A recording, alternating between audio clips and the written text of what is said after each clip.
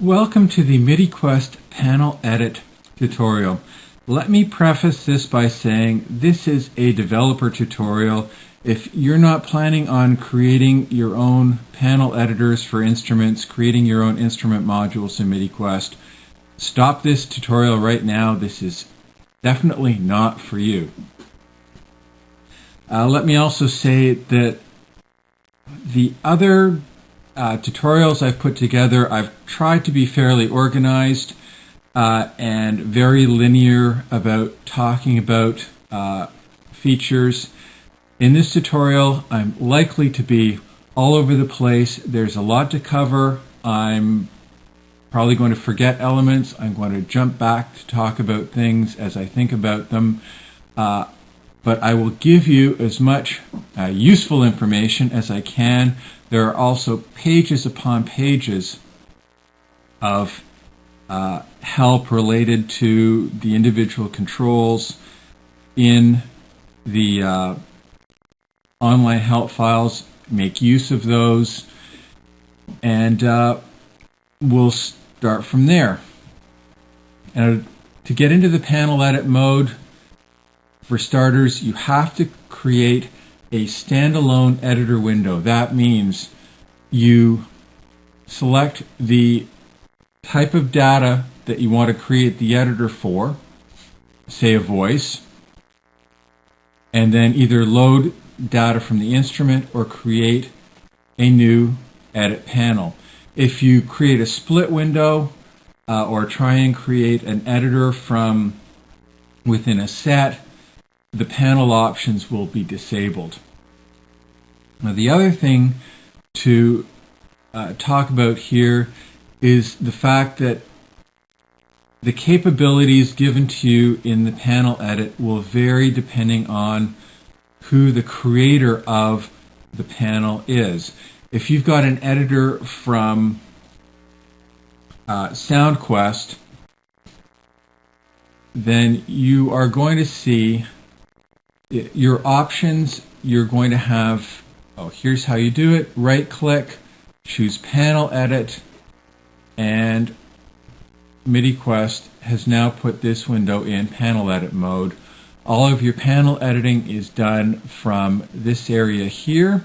These are all the controls and all the parameters that relate to your currently selected control. All of the options, editing options that are menu-based, are accessed from the panel edit menu, which is displayed when you right-click, and only right-click in the window. You'll notice that this menu continues to be the standard menu for the actual editor. The next thing to note is that, and I'm already back to where I was talking before, depending on who created the editor, you're going to have a different level of capabilities when it comes to modifying the panels. If you've purchased an editor from SciCraft and are running it in Midi Quest, you're going to have no editing capabilities whatsoever. If you are looking at an editor created by SoundQuest, then you will have access to a lot of the parameters for each of the controls, but not all of them. If you're creating your own editor, then you will have access to all of the available parameters in Midi Quest. To give you an idea of what this means, if I just choose a very simple number control, treat if this were your editor that you've created, this panel under all shows all of the available parameters that control the operation of whatever control you have selected. They're generally divided into three segments. There are your basic global parameters displayed here. You'll notice the next title is common parameters. If you click on common here, you will get just the common parameters, and that's often easier to look at. And then if you click back to all and look under the common parameters, you will see numeric parameters and some subtitles under numeric parameters. These will show up uniquely in the custom area. In a SoundQuest editor or your own editor, you will have access to all of the custom parameters. You will have access to all of the global parameters.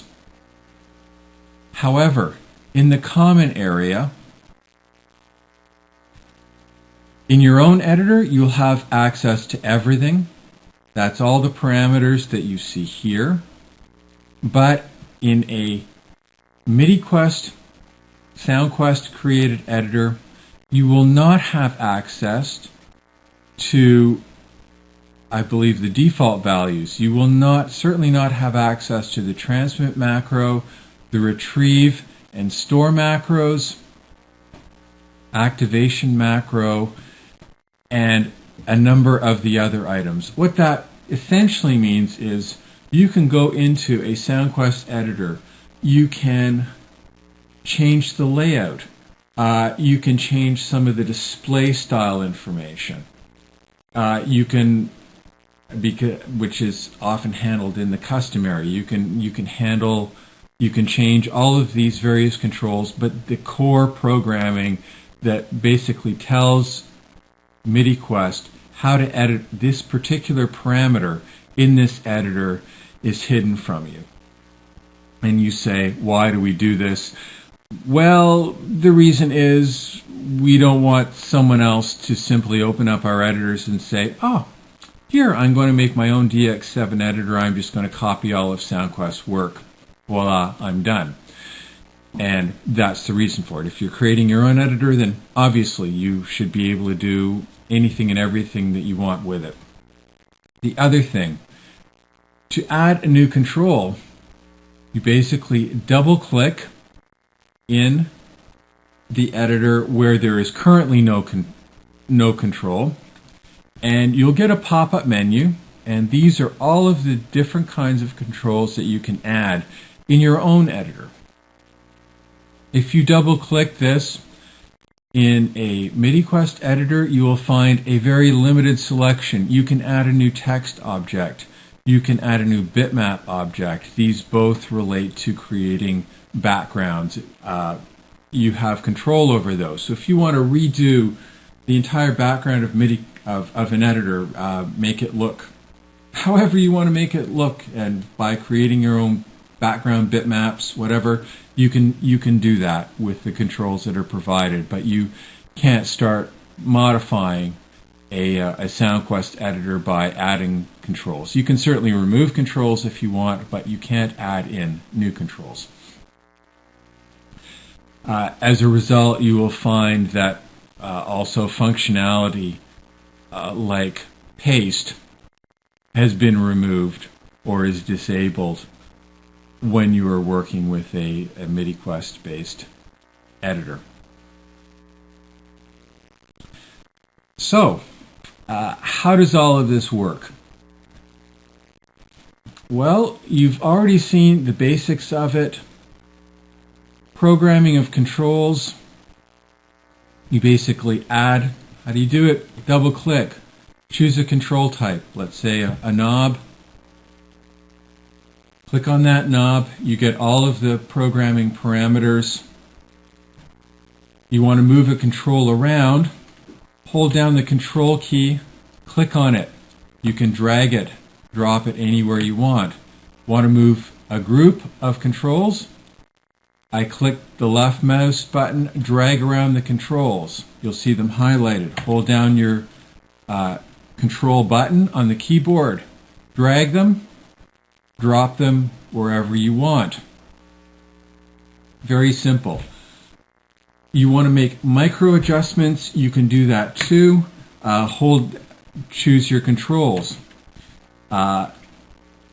Click the left arrow on your keyboard and move one left. Click the right arrow on your keyboard, move one right. Click up, click down.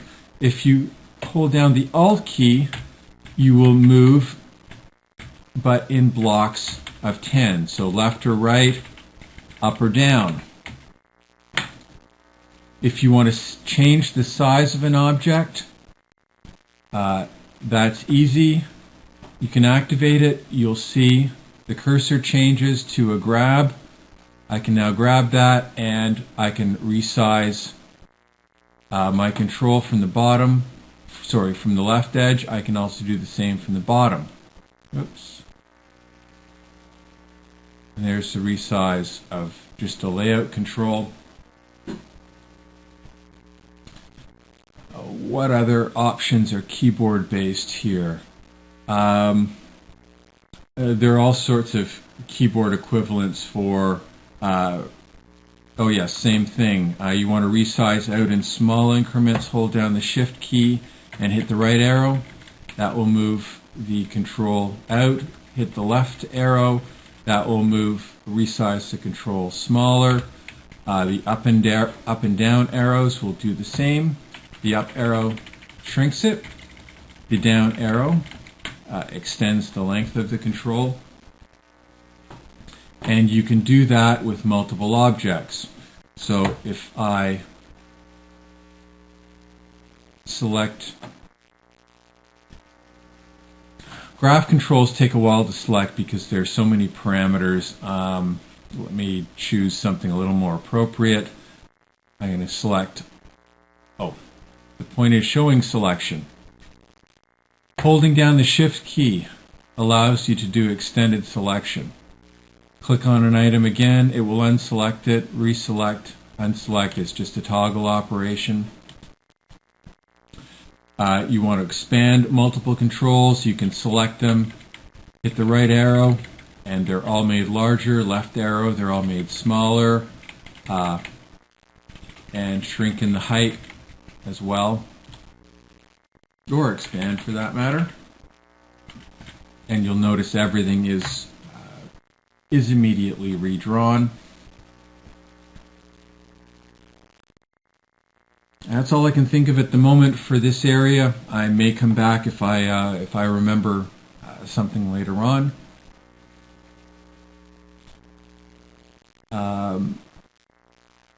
You've got all of the standard. I'll deal with this for the most part as if you are planning on creating your own editor. Let's get back to something very basic that I haven't talked about, and that is, how do you get an editor up in the first place when you've created a new instrument? Let me open the Instrument Creator window. You're probably familiar with this window at this point. Here you have a list of all the installed instruments. Okay, phone call taken care of.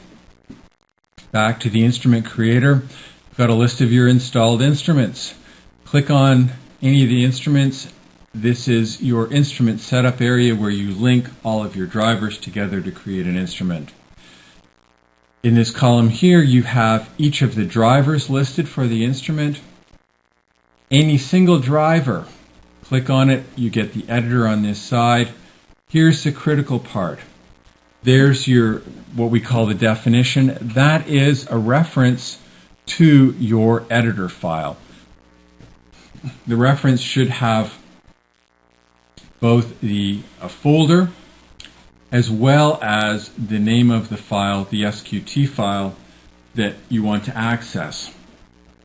If you create an instrument, create your patch editor, put in a definition, when you load your data in and you ask to edit, if you have no editor, Midi Quest will automatically open up with a blank window, and you can put it in panel mode and start editing. So that's how the link between your drivers and your editor files work. It's just this entry here provides the link to the editor. All of the editors have programmable variables. In the editor, the template, the V40 variable, you can pass a value here. So if you've got multiple editors that are calling multiple drivers which are opening the same editor and you want a way to distinguish between them, there are two ways you can do that. Change the value here, and in your editor you can look at the V40 variable to find out the value of V40 and that way determine what editor you're in. And also, each driver has a driver ID which is supposed to be unique. There is a function call within within the editor you can make that will give you the driver ID, and you can also use that as a way to identify what driver is currently has the editor open. Let's jump back to the editors here. So we now know how to open and create an editor. We've looked generally at the controls.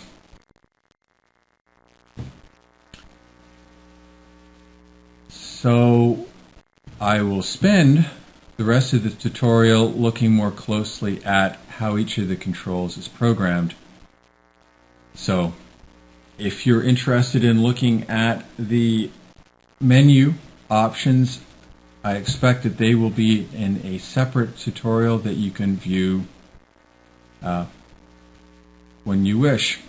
Okay, so let's look at a numeric control. Again, double click. Wherever I double click, choose the type. That double click location is where the control will be created.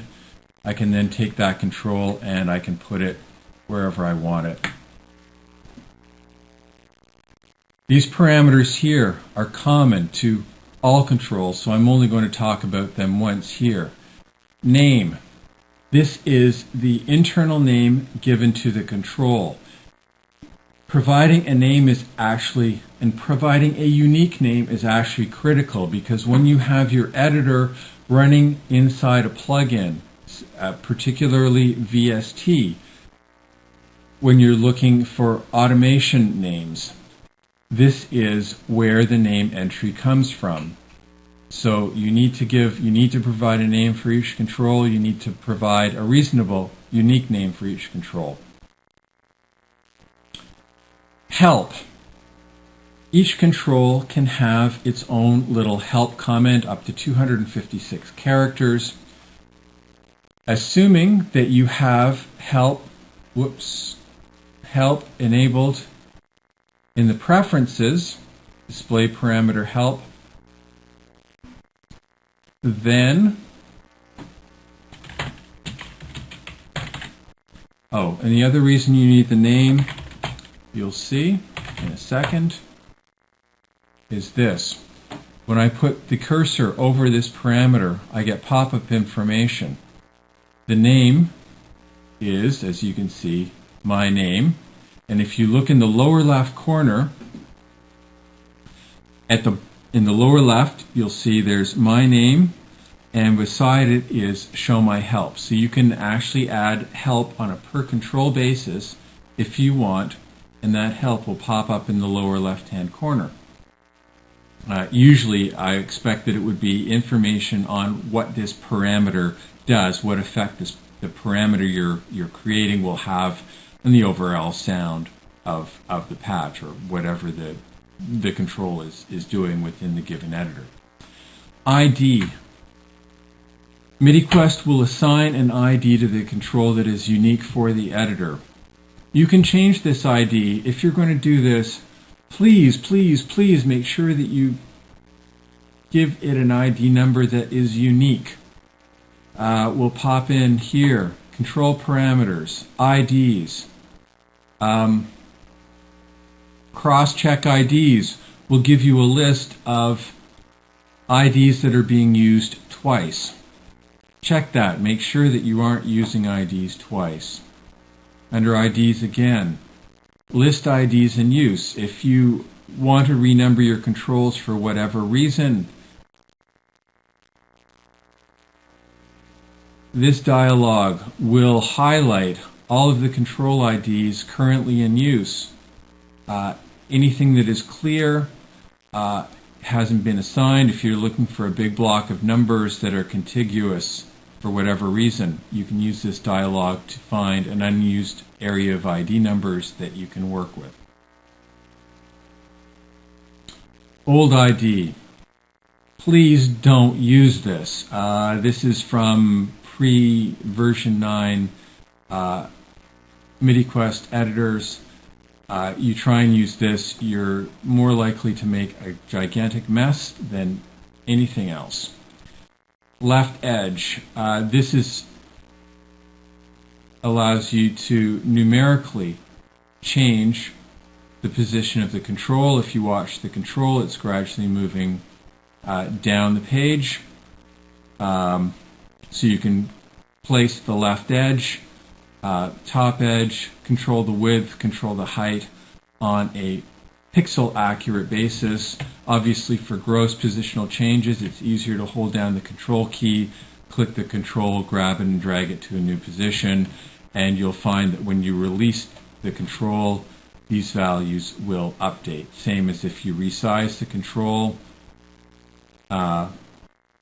the information here changes. Control style. Each editor essentially has 3 layers. The main layer we call edit control. That's where most of your, should be where all of your edit controls are found. And unless you know what you're doing, don't monkey with this.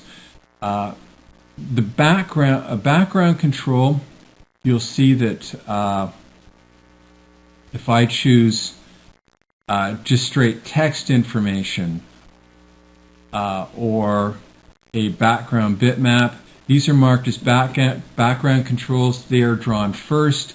All of the editing controls are drawn on top of them. This is just for rendering purposes. It's much easier to separate out what you want showing in the background. And then the final mode is foreground control. This is new to version 10. This allows you to take a control and specify that you want it placed on top of other controls. So it's always the foreground layer. You might ask, why do I want to do this? Well, if you want to get into really fancy graphics and you want to put what looks like a glass sheen on top of a group of controls, then that's how you need to do it. You need to create a foreground control, place it over top of the area that you want to receive that graphic, and that's how you do it. Aside from that, Midi Quest automatically controls all of the layering, all of the control order. You can't change the control order yourself as to how they are placed. There are technical reasons for this. You can get yourself into a huge mess if you don't do this. Right now, it's very easy when you're in Midi Quest. If you want to select this group of knobs, do a copy command, select this group of knobs here, and do a paste. Everything visually will work the way you expect it to. And that's because the controls are manually and automatically sorted in a particular order that makes the copy and paste of things work the way a user essentially expects them to work. It also aids in, you can use, when you're not in panel mode, you can use the cursor keys to move through the controls on the keyboard, and that's also using the keyboard, the computer keyboard, and that's also based on Midi Quest controls being ordered in a particular way. So that's it for control style. Every control has an initial transparency value. 0 is no transparency. 255 is a maximum transparency value, and I think if you set it to 255, you won't actually even see the control. This allows you to have transparency in your editors if you want, and it's an initial value, and you can see as I increment the value that this control is gradually merging with whatever background currently exists for the control.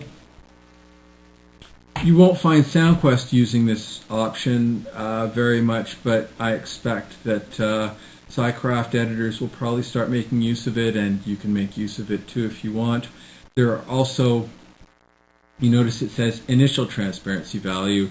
There is a macro command, and we'll get to macros later, that allows you to change the transparency value in real time, so you can actually, if you wanted to, fade controls in and out of view based on macros. Create hidden.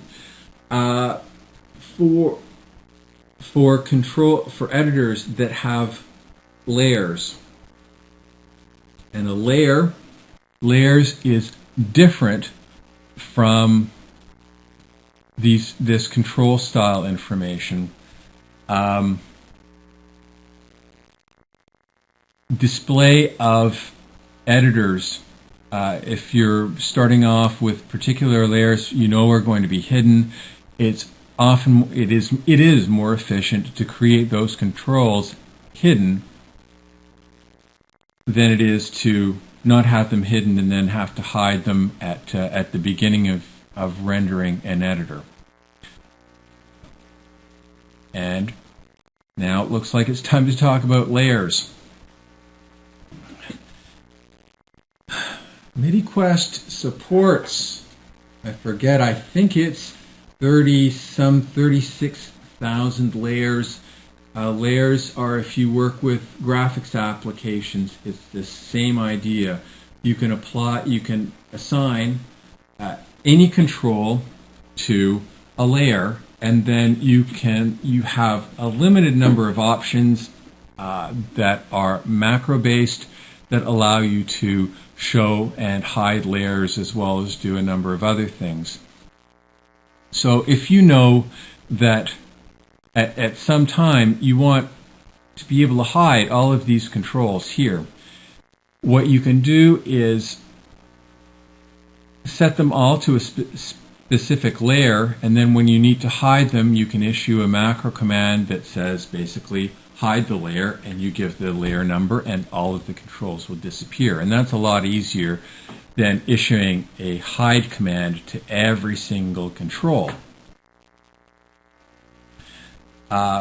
Midi Quest also supports what are called master layers. That's a group of layers, all interrelated. The master layers work in blocks of 32. So master layer 0 contains all of the controls in layers 0 to 31. Master layer 1 is all of the controls in layers 32 through 63, and so on. You get the idea. There are a maximum of 32 master layers that you can control. Nice thing about master layers is that they things you need to know. Layer show and hide controls commands to a particular control will override any layer commands for the show or hide status of that particular control. Master layers are nice because you can say hide master layer 0, and any control in any layer between 0 and 31 will disappear. You can then say show layer 7, and what will happen is the controls in layer 7 will not show up at this time because the master layer is hidden. But the moment you say show master layer 0, then the controls in layer 7 will display. or if you say hide layer hide layer 7 when master layer 0 is hidden, well, again, they're all hidden, but when you go and reshow that layer, the controls in layer 7 will remain hidden.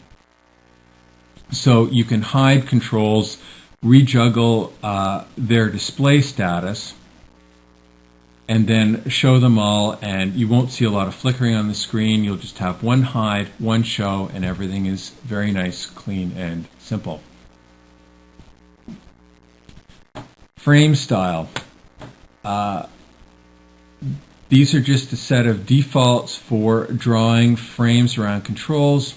Right now, Midi Quest uses a very flat style, but you can, if you want, say have a 2-pixel lowered style. And if you notice the control, this will show up better if let's work with this one. Drag this out here. And frame styles. There's flat. Expand this out a little bit. There's a 2-pixel lowered look.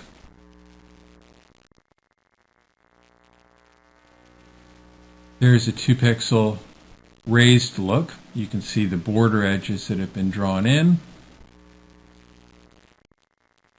And you notice the red shows that you've got the currently selected item, and it's hard to see the framing that goes on. But you've got all of these different framing options that you can use if you so choose.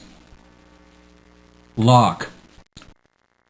What lock does is it does not allow you to select this control anymore. So once you've fixed a piece of background text or bitmap and you want to ensure it stays there, you can lock it, or it is sometimes useful in the middle of all of this here. It can be sometimes, if you want to select a group of controls, it can be very difficult. And how am I going to just select these knobs? If I click here, what happens? Well, normally I would end up selecting this background bitmap, but right now this one is locked. So clicking on it, I can actually instead select the knobs. This is great. You say, well, now I can never select it again. Not true.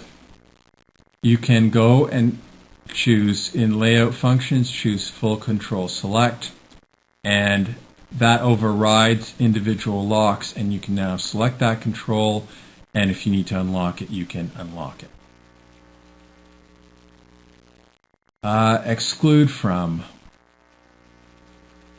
I can't remember what exclude from does. Check it up and then check it out in the help. It should be explained. Obviously, it takes the control out of some sort of selection just based on the titling. And HTML help. By default, you can apply text help. Within Midi Quest, for any control, you have the option of choosing, I think you can see it here, yes, HTML help for a particular control for an explanation of what it does. So if you have HTML help for this control, just check this option. What Midi Quest does here is, if this option is checked and the user selects it, then Midi Quest basically goes into an HTML help folder and builds a full name. It takes the name of the editor, appends the number of the control, the ID number, which is supposed to be unique, and then tacks on an HTML, and assuming it finds that HTML file, it opens it up in your browser for viewing. This allows you to create some very nice, sophisticated help with graphics and whatever else you want instead of a very simple, dumb text display if you're interested in creating the ultimate editor. So that's it for the general parameters that are common to whatever control you might want to work with. Now, the common area contains the parameters that relate to actually performing an edit to the sysx data that you've loaded in. If you were to look at, say, a bitmap background, notice that there is no common data. It doesn't perform editing. Click on a text control. There's nothing there. There's no editing. So you'll find the common parameters are only found for controls which perform editing. And then you have the graph control behemoth. And in this case, you have common data for every point in the control, and you have common data to handle moving a point horizontally and common data for moving a point vertically. So two groups of common data. So here we've got about 4 points that we need to be able to edit. And if you look down, there's point 1, rate level, point 2, rate level, point 3, rate and level, point 4, rate and level, point 5, rate and level. Lots of parameters to fill in. So let's not deal with that one because it's nasty. Let's come back to a slider control. Midi Quest works from the point of view of pointers and offsets. So what happens automatically in Midi Quest is you load data in. Midi Quest loads in virtually all cases except for some roll-in data, but we're talking about your own editor here. So you want to load in the data, you want to include any header information, you want to store any tail information when you receive data from the instrument. Now in the driver you create one of the parameters is called header size. There you indicate the number of bytes in the header. That is the number of bytes before the first byte of data that you want your editor to be able to edit. Maybe that's 5 bytes, you type in 5. The point is, Midi Quest then uses pointers, and the pointer points to the first byte of editable data in your editor. Another quick point here. We're using pointers. We do very little range checking. It is entirely, if you have a dump that's say 100 bytes long,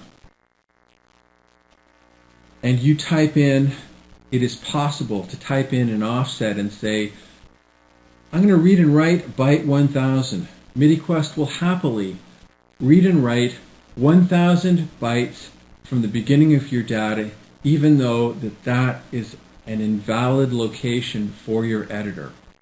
That's an excellent way to make your program crash. And that's exactly what Midi Quest will do. So when you put in the offsets for reading and writing data, reading and writing to your sysx, make sure they are valid, because they will, if they're not, you're going to end up with a very unstable editor. Let's look at these basic parameters. Min value. Most of these controls work on the concept of going from a value to a value in a linear fashion. So the range here is going from 0 to 99. If I'm over here in the left, that's going to produce, the control is going to basically output a 0 value. As I move over, you're going to get a higher value till you reach 99, which is your max value. All controls default to 0 unless you put in a default and initialization value for newly created editors. In this case, we're saying if you create a new editor, please set this to 99. Time to start talking about variables. Midi Quest editors have two types of variables, and they have different scopes. That means where they are active changes. Within a single macro, for starters, you have what we call temporary variables. There are four of them: W, X, Y, and Z. And these have the scope of only the macro. So here's a macro. We won't worry about the contents. But the point is, if you set the V variable anywhere in here, that V variable is only going to be valid within this area. Once you leave the macro, that variable W or X or Y or Z gets destroyed. It's no longer valid. Each editor also has 2,048 editor variables, or what we call V variables, that you can use in macros. These variables, V variables, have the scope of the editor. So they will remain constant from macro to macro. If, perchance, in this macro you were to say set variable V variable 10 to 55, the next time you came to say this macro here and asked what the value of variable, what did I say, 10 was, you would find that it has a value of 55. And it will maintain that value either until the editor is closed up and destroyed, or until some macro changes the variable value.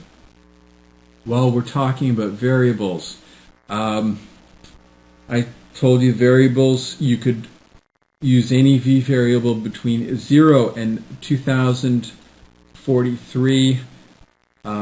Don't use variables 40 through 49. They contain special values.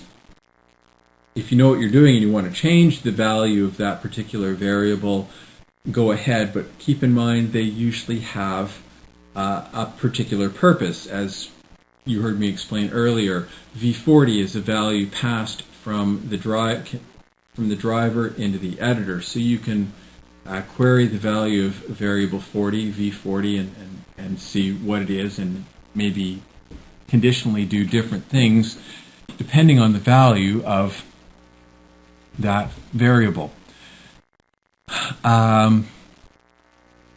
I hope that's enough of an introduction to variables that it makes sense. I'll be talking more about variables when I talk about macros at the same time. I may talk about macros in a different tutorial as well. And I think that's as much as I need to talk about them as we work through these parameters. We have a group here, default W, Y, and Z. What these do is you can set default values. One other thing about variables, whether they are temporary or local to the editor V variables, each variable is a long value, which means it is a signed long value, so it has a range of something like -2 billion roughly to +2 billion. Relating to negative numbers, Midi Quest macro language will work with negative numbers, but you can't initialize a variable to a negative number. So if for whatever reason you need to set up a value of -10, set the variable to 0, then subtract 10 from the variable value. That's the only way to do it. Other than that, it's integer values, it's not float values. all of sysx deals in integers and not floats. So it's not like programming for digital audio where everything is done, or pretty much everything is done in floats. There are a controlled editing. There are 4 different macros that you can potentially use. What these values do is provide initializations for entry of that variable into each macro. So if you want W to say equal 5, each time a macro is called within this control, set it to 5. If you want Y to have a value, if you want Z to have a value, just enter in whatever it is. Typically for our editors, we use the variable W as an offset variable. So if you want, if the parameter you're editing is, say, located at offset 10 in the sysx data, I'd be setting W to 10. Quite frequently, I will use Z and Y to indicate grid values. If you have a grid like this, a whole series of values that do the same thing, then you can just enter some simple values that are easy to see, easy to debug, and then use a macro to calculate the offset of the particular control and pull the value out. That is easier to debug than to type in this parameter is located at offset 3491, and the next offset is located at 8646. That opens up the possibility. Please excuse the glitch there. So the point is, for these, hopefully I'll be able to give you some examples a little later on that will make their operation clear, possibly through exploring editors that use them. The point is, they initialize the 3 variables entering the macros, and this allows you to set everything up in a nice clear fashion using macros if you want to use them. Now, you always have the choice to do the initialization within the macros themselves, but we find this easier to use. Now let's have the transmit macro is the macro that gets called to update the instrument as you edit a parameter. So with the example here, as I move this control, the way Midi Quest does its processing generally is that first it calls the retrieve offset and says, calls the retrieve process, gets the current value, does any processing necessary to determine a new value. That would be based on the mouse position, or if I'm dragging the mouse here to the right, then it's adding a value, or to the left, it's subtracting a value. Whatever process is necessary.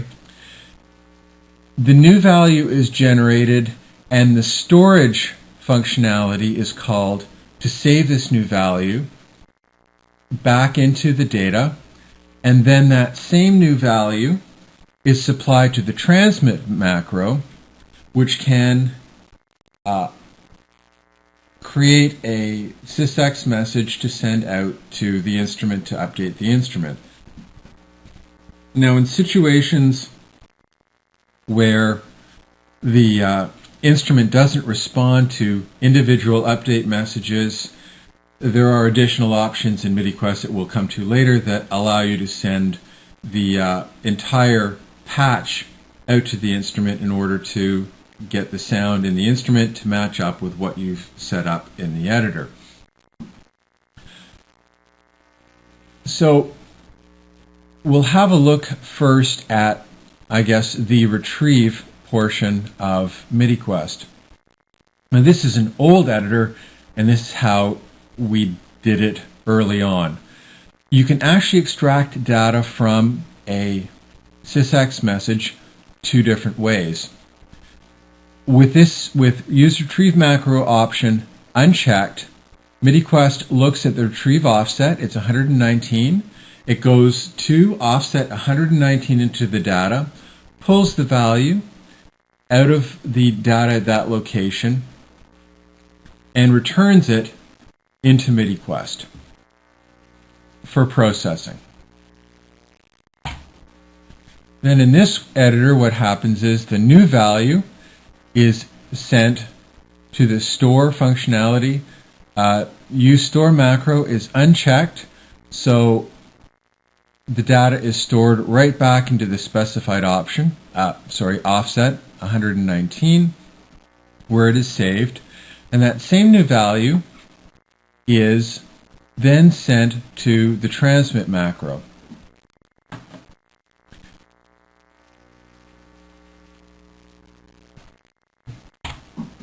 At a very simple level, this is the simplest way things can be done.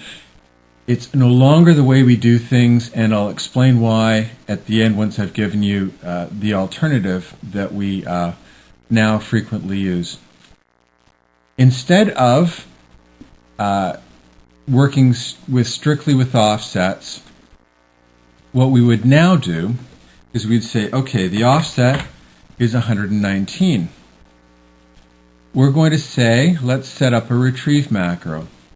We're going to say that our retrieve macro is macro 1,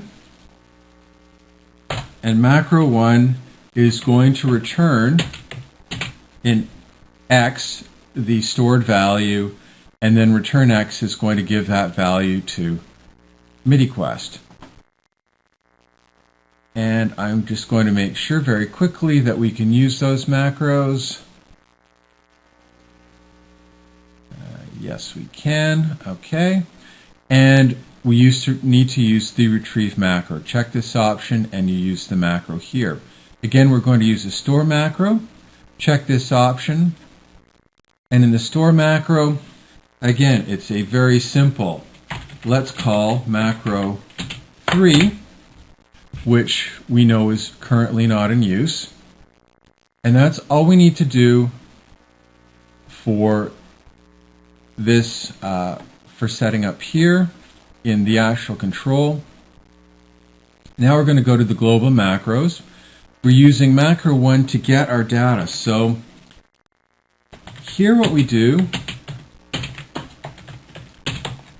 is enter this macro. What this says is FR is format read into X using the offset W. Notice here 119 is the default value for W. So this says to get the data, we're going to read at offset W 119 the value, and we're going to store it in X. And what we're now going to do is return the contents of X. Macros are like function calls. You can return a single value to the calling function. So what actually happens here, to get a value, we come into the retrieve macro. The retrieve macro says call macro 1. So we call macro 1. Macro 1 says, okay, get the value of W and return it in X. Now I must admit, a little bit earlier I said the scope of variables was local, and you lose the variables once you lose the scope of the macro. That is not entirely true. What happens here is as you call into macros, the W, Y, all four of them, W, X, Y, and Z macros hold their value from the previous calling macro. So you know that setting W is set up as 119 before macro 1 is called. So it's set in before macro 1 gets called into macro 1, and then as we go into the global macros, W is still 119. We get the offset from 119 stored in X. We say return X. Each macro can return a single value. Now the return always appears when you return to the upper level macro in the variable X. So this says take the contents of X, and when I go up a level to the calling macro, that value is going to be stored in X. I could easily say return Y, if that makes it clearer for you.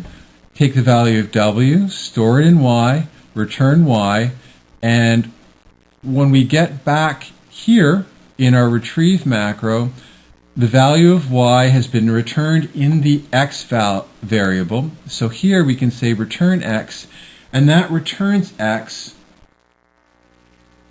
to Midi Quest. So Midi Quest knows that the value of this parameter is whatever is in X.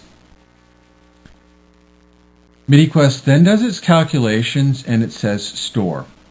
Now the old way, I could have just stored it offset 119. The new way, I'm going to say call macro 3. Again, I've used a bit of smarts here. I've set up W as my offset 119 already. Also, when the store macro is called, the X variable contains the new value for the parameter. That's why there is no default X up here. When store macro gets called, the new value for this parameter is stored in X. So you've got a value in W, a value in X. The macro here says call global macro 3. There's our global macros. Global macro 3 is going to say format save X at offset W. So what this says is, macro says is, take the contents of X and store it in the sysx data at offset W. W is 119. X is the new value of the parameter. And that's, whoops, I've edited something else. What control did I edit? Well, my apologies. I'm not sure what control I was editing, but let's do this properly. We'll alter this, alter this. We're going to, in this case, W is 121. And we can say macro 1, return X. And here we can say macro 3. Very easy to set up again. And there is your editing using macros. Now you're probably thinking, well, that seems to be more work when I could just type in 121 or 119 and I've got my offsets and I don't have to write these macros and returns. And you would be right from a non-experienced point of view. What we've learned is, especially nowadays, instruments are being frequently updated. It's not uncommon for a manufacturer, let's say Roland, they break their messages up into a series of small sysx dumps, maybe 20, 30 sysx messages to make up a patch. And they choose to update an instrument. They add a parameter. They add a parameter to the second dump. Now, if you were to hard code all these numbers in, if you wanted to update your instrument with these new parameters, you would literally have to find every single value beyond where they added this new parameter and add 1. And you don't want to make any, you don't want to miss anything, you don't want to change anything before that value. That's a lot of work. Where here you can do a little bit of additional upfront work.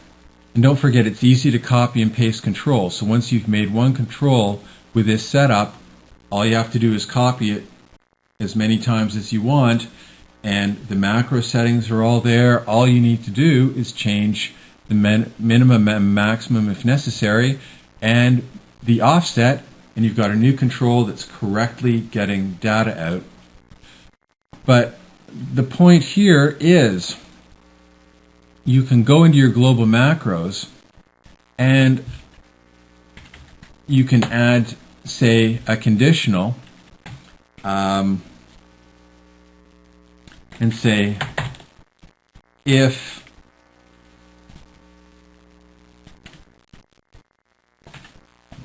it's a little more complicated, you could say y equals w. Let's say the new parameter was added at offset 25. So you could say my minus 25 if greater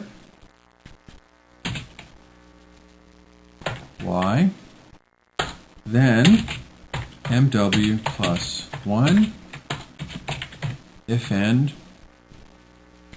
Now this simple change to the macro allows you to say, okay, any offset that is greater than 25, I'm automatically going to add 1 to it. I've just now changed all of my macro references to enable the addition of a single parameter value in the middle of my editor. And how long did it take me? 30 seconds. I've made this update, and it makes it much easier to keep your editor in sync with changes that may happen in the release of a particular instrument. It's definitely worth the little bit of extra work to implement macros and do that offset, set it up for the offset work, and then you can use math later to fix mistakes, fix changes to the instrument, fix all sorts of things. So we've looked at retrieve and store. The transmit macro works the same way. On entry to the transmit macro, X contains the new value, and we have a simple macro here that will update the instrument. W is the offset, and now that I've put W here, I could actually take this out. This is the little update message to bring the DX7 into sync with the editor. W is my offset, my reference that tells the DX7 what parameter is being changed in the instrument, and that gets formatted into offset 4, 2, 3, which is this byte. X you want formatted into the 5th byte, which is this one, and once you've correctly formatted up your sysx message, you just say transmit 7. Again, I'm trying to stay away from macros, but we'll just go over this once again simply. S7 basically says set up a sysx message. It's going to be 7 bytes, and it's the following message. And what happens is Midi Quest basically sets its internal pointer to this message. You can then, because Midi Quest is pointing this message, format W says take the contents of W, put it at offset 4. That stores 1 byte to reference for the instrument to know what parameter is being updated. Format X, take the current value of that parameter, put it into offset 5, transmit 7 bytes. Now Midi Quest is smart. it basically, on the transmit of the 7 bytes, it goes, oh, this new buffer I've been created has been sent out. I'm going to reset my buffer, and it resets all of its internal pointers back to point at the Midi Quest data itself. So it's important when you set up a little internal buffer like this that you transmit all of the data out to the instrument so that Midi Quest, once it's done that, can turn around and reset its pointers back to using its references to the internal data. Hopefully all of that made sense to you. Activate is a macro that is not used frequently but can be very useful. It is called the first time you click on a control to activate it. So the activate macro would have been called there, except it's empty. The activate macro would be called now. The activate macro would be called now. With some instruments, editing a parameter is a two-part message. You only need to call, you send a message that says, I'm now editing this parameter, and then there's a completely different message that actually updates the value. So doing this allows you to set up a message in the activate macro to tell the instrument what parameter is being edited, and then your transmit macro can, instead of having to send two messages, can just send one message that says, here's the new value for the parameter. Bitmask.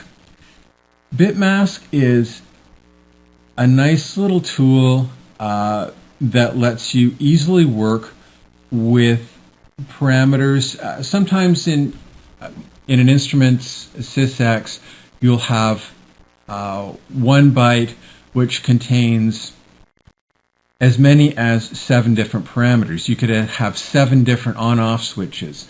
You could have 3 parameters that have a maximum range of 0 to 3. You could have 2 parameters, both with a range of 0 to 7. And this gives you an easy way to extract the data, and works whether you're using the offset methodology or whether you're using the macro methodology.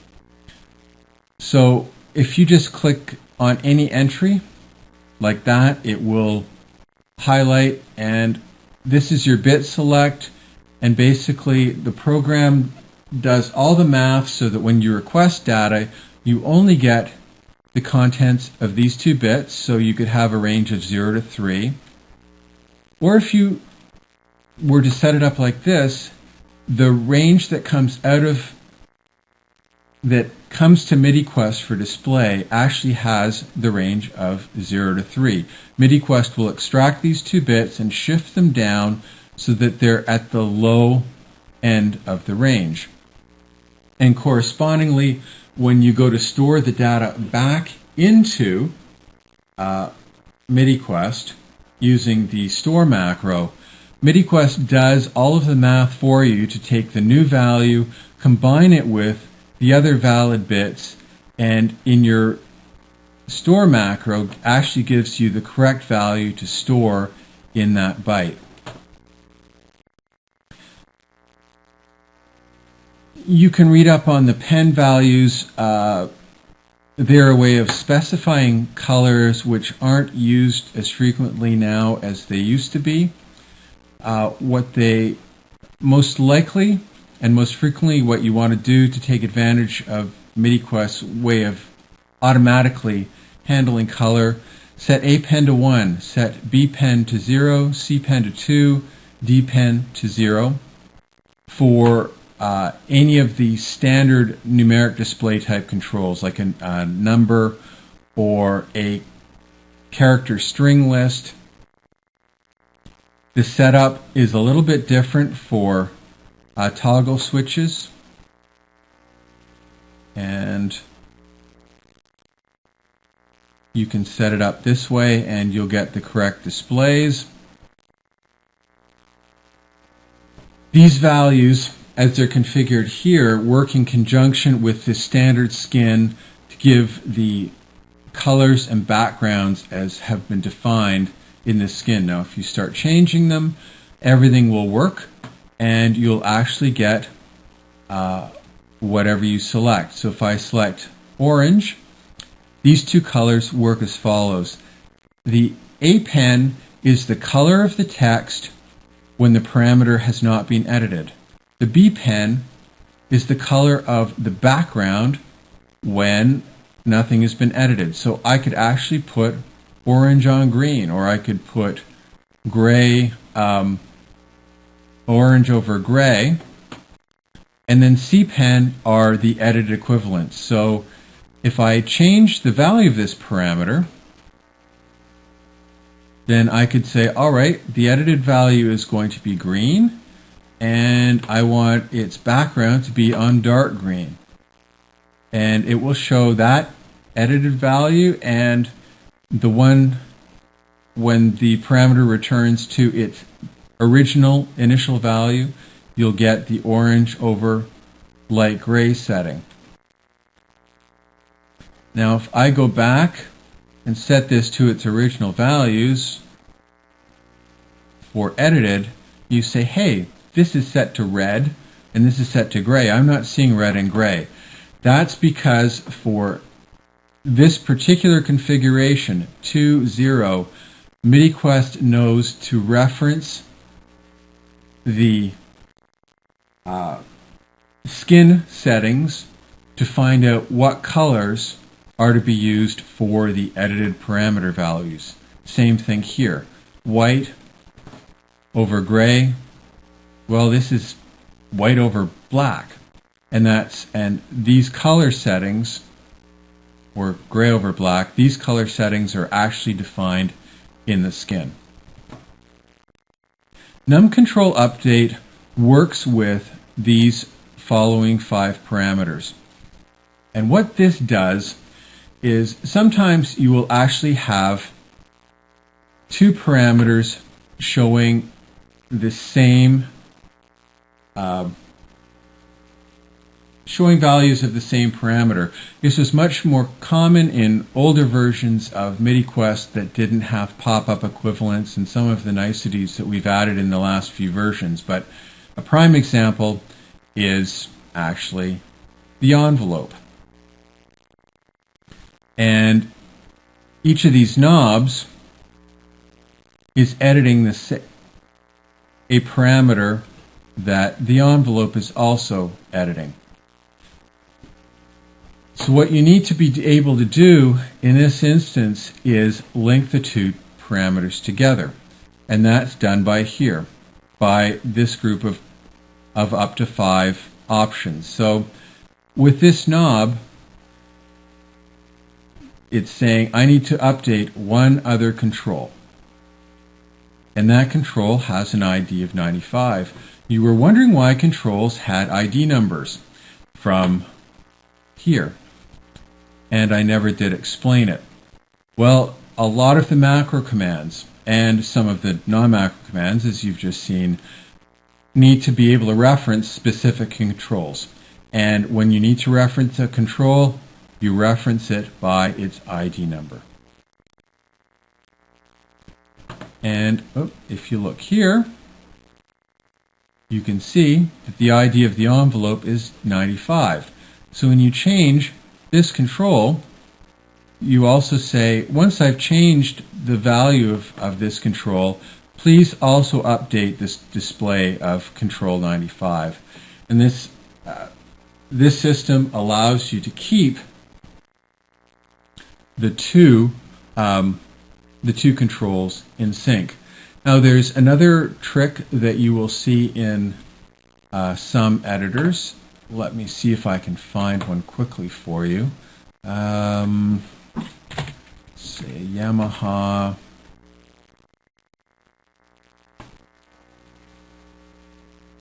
X81Z, I think, uses what I'm looking for. Patch hash change table. Yeah, here we go. I'm going to just drop into here very quickly. If you notice in this situation, you have a single control which is actually updating this entire range. So the editor shows only 32 programmable slots. So you can look at 1 through 32, or 33 through 64, 65 through 96, and so on. Now, what you'll see here is, we have a num control update of 16. Well, I only have 5 updatable parameters here. Why would I enter 16? This is one of those unusual programming things that was done as an internal trick, and we now live with it. 16 is a special value. What it says is, when the value of this parameter changes, find every control which has an ID between 11 and 44 and redraw those controls. So this control acts as a reference selector for all of the other controls, so when you change it, you need to redraw all of these, and that's how you set that option up. And if you look through the Midi Quest editors, you will find, especially for older instruments, you will find that trick is used quite frequently. Now let's work down a little farther here. Convert. By default, Midi Quest uses the type of data that's defined in the driver to work within the particular editor. And to show you what I mean by that, I need to open up the instrument creator. If you quickly look, say at the Yamaha, DX7, its data format is a 7-bit positive value range, but you can have different types of storage formats, and you select that here. You determine what storage format the instrument is using in general. Now, for instrument formats like high-low nibble, high-low nibble concatenates the first 4 bits in one byte along with the second 4 bits in the following byte and puts them together to make an 8-bit byte. Now, by default, that 8-bit byte is an unsigned value. Okay, so its range would be from 0 to 255. And you can see there many of these formats would support either a range of positive numbers, and in that same space you could actually have a different range of negative numbers. But the default is always sort of this, the default operation is always the maximum possible range using only positive numbers. I'll close that up. So say in the case, in that instance, just for example, if you're using a high-low nibble format, your range would be 0 to 255, but instead you might want, the instrument might have a range of negative 127 to 127 defined as the value range for the parameter. Now in this case, what you need to do is convert the range. So you can convert it from a U byte to an S byte. So a U byte is an unsigned value, an S byte is a signed value. We're working with a 7-bit range from 0 to 127. you could actually instead say, well, I need this value to be a 7-bit sine value with a range of -64 to +63. So choosing one of these essentially converts the format within Midi Quest, because remember, all of our variables are long variables. So if the instrument is storing a variable, a parameter, in a single byte, we're taking that single byte and putting it into a long word, a 4-byte parameter for editing purposes. We need to do a conversion in order for that to happen properly. Especially if you need to make negative values, you need to handle the conversion so that Midi Quest ends up storing in your variable the correct computer processable version of the data as the instrument has stored it. So this allows the various possible conversions to happen. COM mode. Remember back up here I was saying that some instruments didn't respond to little update transmit macros. Well, COM mode is what determines the type of updating that happens for this particular control. Use macro every time you change the control. A little macro, the macro transmit macro is called to update the value of the parameter. Alternately, you can set macro and release. And what happens here is I could move this around. No updates are sent. No updates are sent. When I release the mouse, then a single update message is sent to the instrument. This is necessary. Some instruments cannot handle a continuous flow of update messages. Sending one message is really all that the instrument can handle. Bulk transmit. This option completely ignores the transmit macro. You can again make all the changes you want. When you release the mouse, Midi Quest actually transmits the entire patch down to the instrument. And that's how update happens. We only do this when that is the only way that you can update the instrument to bring it into sync with the editing that you're doing in the editor. And the final option is use V40 setting. And this again was a small trick we came up with to deal with a particular problem. In the driver, you can, if you were to set this option to 3, if your V40 parameter were set to 0, then the transmit macro would be called to update the parameter on each parameter edit. Alternately, if you set V40 equal to 1, then Midi Quest would send out a parameter update only on each release of the mouse. And I'll return that to its previous location. The map button. The map button opens up a macro text editor dialog. And what this allows you to do is create a map for this particular parameter. Now, to explain what a map is, most parameters have a continuous range. That is, they go from 0 to 3. And so Midi Quest can just automatically increment or decrement the value till it hits the limit, and then it stops moving the value, and that's what the instrument expects, and everything works wonderfully.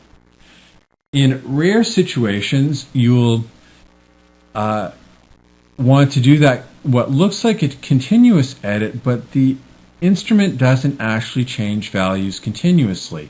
It might go 1, 2, 4, 6, and 8, where the values 3, 5, and 7 are completely undefined. Now, in order to handle this, what you have to do is create a map for Midi Quest. So you do one value per line, 2, 4, 6, 8. And what happens here is the range for this control then becomes 0 to 5. You have, right, this in a continuous range. This is 0, 1, 2, 3, 4, and 5. So what happens on extracting the data, Midi Quest, if you set up a map, sees that there is a map and runs, say it currently has the value 6. It goes, oh, here's the map. It finds the value 6, and it goes, oh, in my map, that is actually the value 4. And the value of 4 is passed to Midi Quest. When Midi Quest comes to store a value, it does the exact opposite. It says, I have the value 3 entered here. What's at 3? Well, there's 0, 1, 2, and 3. 3 has the value 4. I'm going to store the value 4 into the Midi Quest data. And that's how you can make a non-contiguous range of numbers behave in a contiguous fashion within Midi Quest. Now, there are other ways to solve the problem, but if you have a large range of numbers that you want to be able to edit smoothly, this is probably the best way to do it. Just hit the OK button, and Midi Quest stores this as a map. If you reopen it, you'll find your map there. And you would then want to say that the maximum value is 5. Now, one important thing that you need to know about this as it relates to the transmit macro. The value, the X value that gets sent to the transmit macro is the internal contiguous value used by Midi Quest. Now, that's not actually a valid value to send to the instrument. So in a case like this, you've got to modify your macro. And before you can send a value out, you need to extract it from the stored data. Remember what happens first. You retrieve the data, then you store it, and then you call the transmit macro. So when the transmit macro is called, you know that the valid converted value has already been stored into the data. So I can say format read. I get the content. I look at the offset W, which is already set up. I get that. I store it in X. I can then take that X value, put it in my update macro, and everything works the way you would expect it to.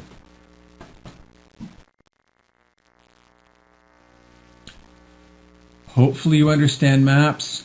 Anything here that you don't think I've covered well enough, there's lots of written online help that you can access by hitting the help button that should cover in anything that I've missed. Old mode. Please ignore this parameter. Don't use it. Just like the old ID value, don't touch it. Just leave it off.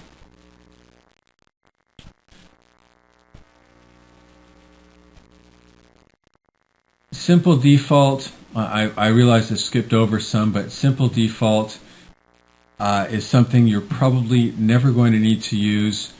I'm not going to try and explain it. Have a look it up in the online help, or if that doesn't satisfy you and you think you need this a specialized default setup parameter, contact SoundQuest, and we'll see if this can help solve your particular problem. These controls handle a couple of specialized situations. Midi Quest is capable of processing incoming CC numbers, continuous controller values, and having them edit a particular control. So you can associate any control you want with any CC value you want. By default, -1 means it's unassigned. So if I want to assign, say, this LFO speed to respond to continuous controller 22, I can type in 22. There are two different response types. There is linear, which just follows.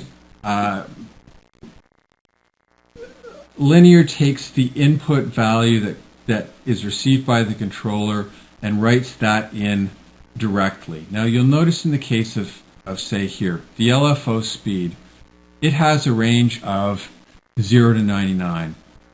Your continuous controller always has a range of 0 to 127. So you need to decide how Midi Quest takes care of this discrepancy. With scaled, what happens is Midi Quest takes a 0, 120 to 127, scales it to a range of 0 to 99, and inputs that into the editor, and if you provide that continuous controller, you'll see that the LFO parameter changes exactly the same.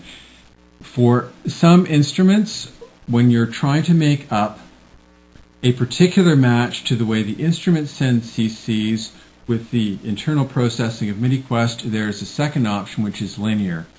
And that is, well, sure, this control goes from 0 to 99. On the instrument, as you edit, it may also send out a CC number representing that parameter that is also linear. It only goes from 0 to 99 too, in which case you need that one-to-one mapping. Control input offset can add or subtract a value from the incoming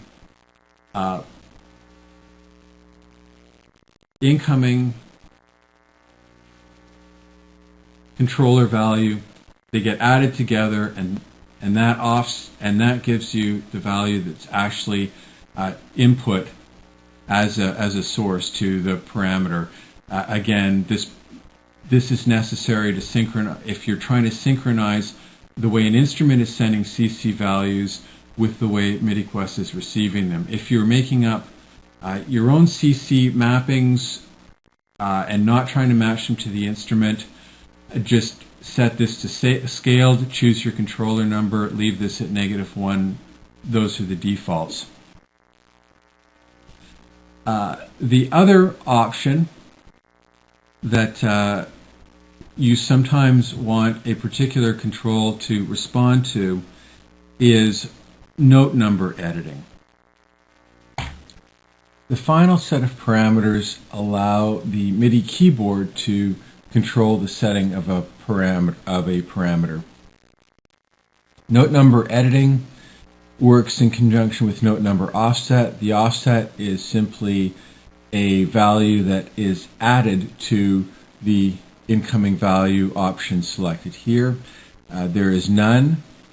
There is note number, and when note number is selected, the control is continually active, monitoring for any incoming MIDI notes, and if there's a note received, the parameter will set itself to the number of that incoming MIDI note combined with the offset entered here. Note number active is exactly the same as note number, but for the input to be received, the control has to be active. This is a useful option for, say, a combination editor. You could point the mouse to a control. Let me show you here. Let me see. For performance, for low and high note selection, you could point to low note, press the note on the keyboard that you want to be the low note, and it would be entered here automatically. Activate a high note, select a high note on the keyboard, and you could do that for each of the high and low note options in an editor like the 81Z Performance. The next option is velocity, similar in concept to note number, except it uses the incoming note's velocity value. The only option here is to accept input while the control is active, and this would be useful in the same idea as the Performance, except here you would be setting high velocity and low velocity. And do we have an editor that would show that? Probably a Performance. Yes. There, low velocity and high velocity could be set by pressing the key using whatever velocity you wanted to set these parameters.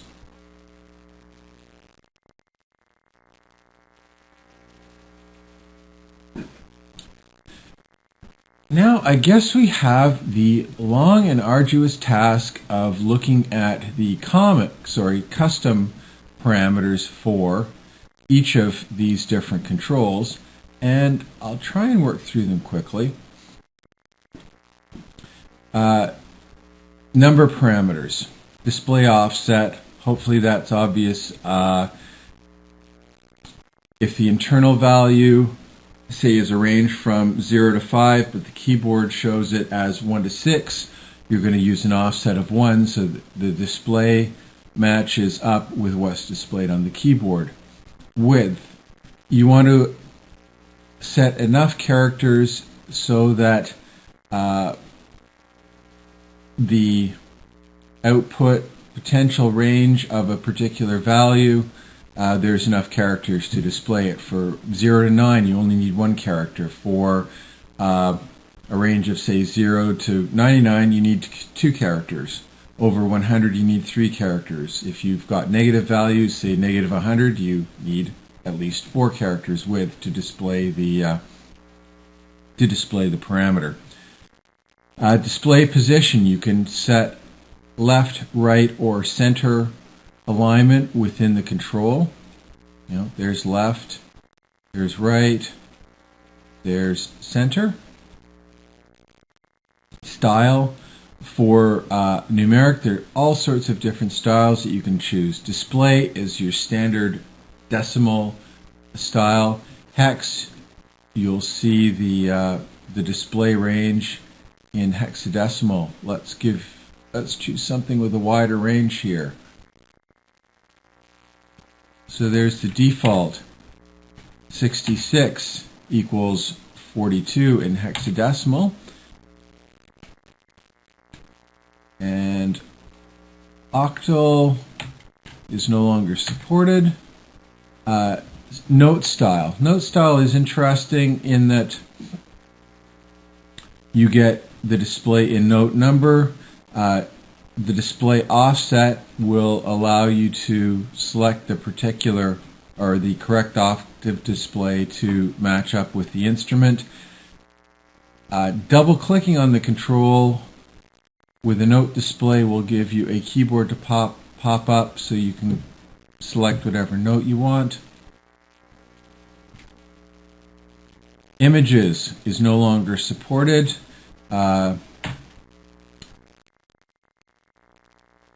There's a special TX81Z microtuning number format. If you need to generate a blank output for whatever reason, that's available. A K1 patch numbering format for combinations, an M1 patch numbering format, a D10 note scale format, K1. You notice some of these are pretty specialized. Proteus patch numbering, Roland 1.1 to 1.8 display format, divide by 100. Does exactly what you might imagine, and here's where number of characters is relevant. We've selected 2 characters. Divide by 100, we need more characters than that. Divide by 10, this gives you a decimal output display. O1W, Combian patch numbering, X3, blank, and Sonic 127, a whole collection of different numbering formats for numeric display. Font select, you can choose from a range of fonts. These are configured in the skin. You can have a parameter font size, a label which is bigger, title, and then a series of additional font sizes. But normally you use parameter font for parameters. For tiling, tiling controls the background display. You can set it to skin, where the skin defines the tiling that's used. You can use a bitmap and stretch the bitmap to fit within the selected area, or you can have the bitmap tiled. So if the bitmap doesn't fit, is smaller than the space within the control, it's drawn multiple times in order to fill in the space. Show sign for a range that can be positive and negative. If you don't click the show sign option, only negative values will show a sign. If you click the show sign, then you'll have a minus for negative values and a plus for positive values. Click step changes the editing format. Normally you click and drag either left or right or up or down depending on the setting and options. Click step when it's checked. Clicking on the control will increment you through the various values. Oops, let's get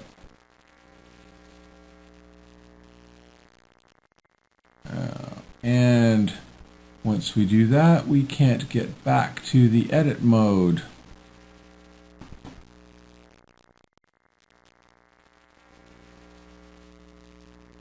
Okay, let's select you this way then.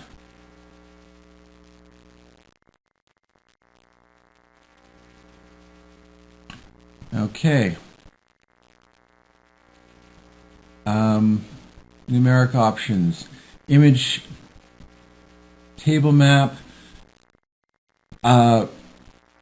Normally when you're displaying images, they are continuous from the base display offset number selected here.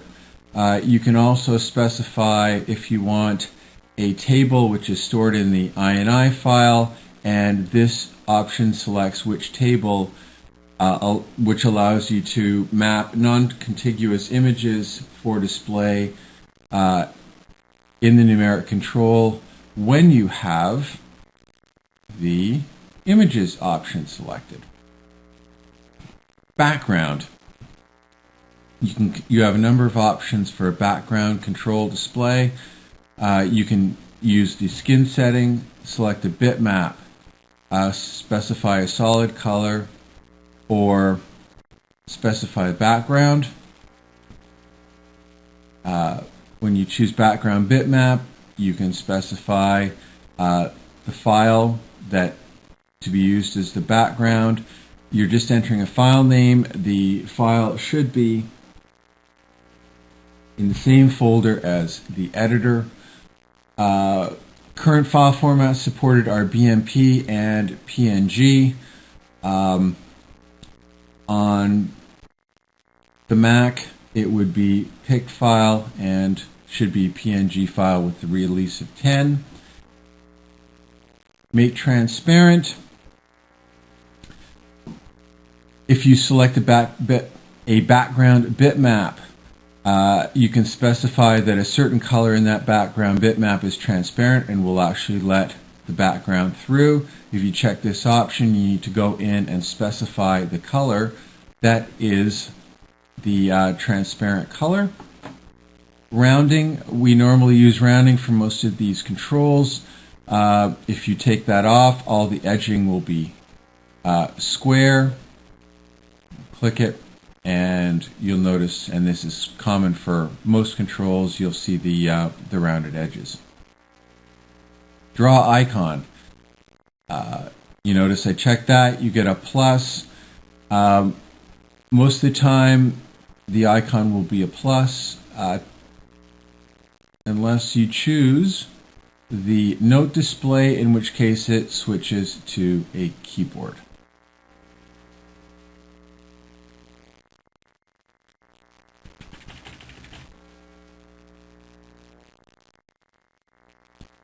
Bitmap pop-up parameters.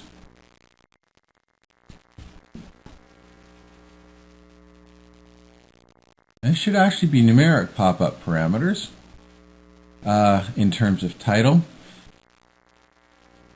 You can control, you notice there is a pop-up here when you go and place the mouse over the control. If you have the pop-up, you have options.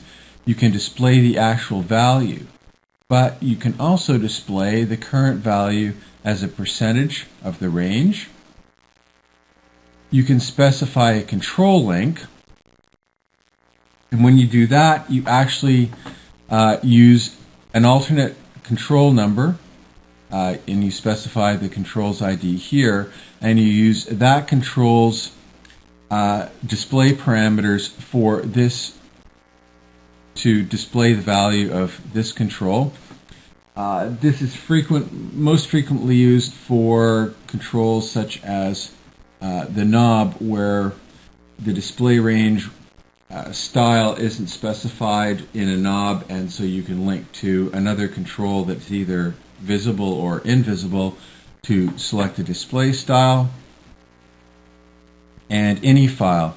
You can pull a text table from an any file to use as your display range. And font parameters. If you turn this option on, you actually have two additional options. You'll see this in a number of controls. Not only do you have standard fonts to choose from, you can actually specify a bitmap font. And with when you turn bitmap font on, then the bitmap number specified here indicates, you need to see this. You can create every editor you can create a bitmap list. And this is a list of bitmaps. This is bitmap 0, bitmap 1, 2, 3, and 4, the numbers here. You can also create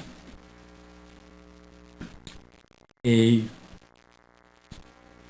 pixelized bitmap of all the characters. You need to specify all 128 characters. And what Midi Quest then will do, if you say, well, my characters are in bitmap, say 2 or 3, and turn this on, then Midi Quest will map each of the text characters that it wants to display, pull that chunk from the text bitmap and display it that way. This can be useful if you're using particularly small fonts that you want to display perfectly accurately in the same way on both Windows and Mac. In Windows, scaling of small fonts, if you say I want a 5 pixel height font on the PC, you get quite a good rendition. The Mac is not nearly as good at rendering very small fonts, and if you do that, it's usually better for you to generate your own bitmap font and use these controls to display that bitmap. You can also turn this on, and if you choose the transparent option, then you also need to say make transparent, choose a color, and that will again look in the bitmap. Any color that matches the color you specified will become transparent and allow the background through.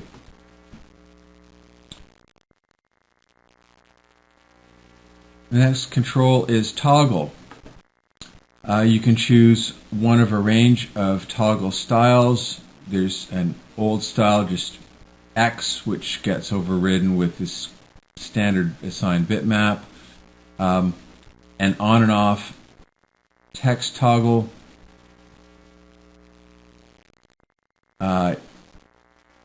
You can sub in scaled bitmaps. Here, the bitmaps are specified by these two numbers, and the bitmaps have to be located in that bitmap list you were shown earlier. You have a scaled bitmap option. You can toggle an X check on and off. Whoops.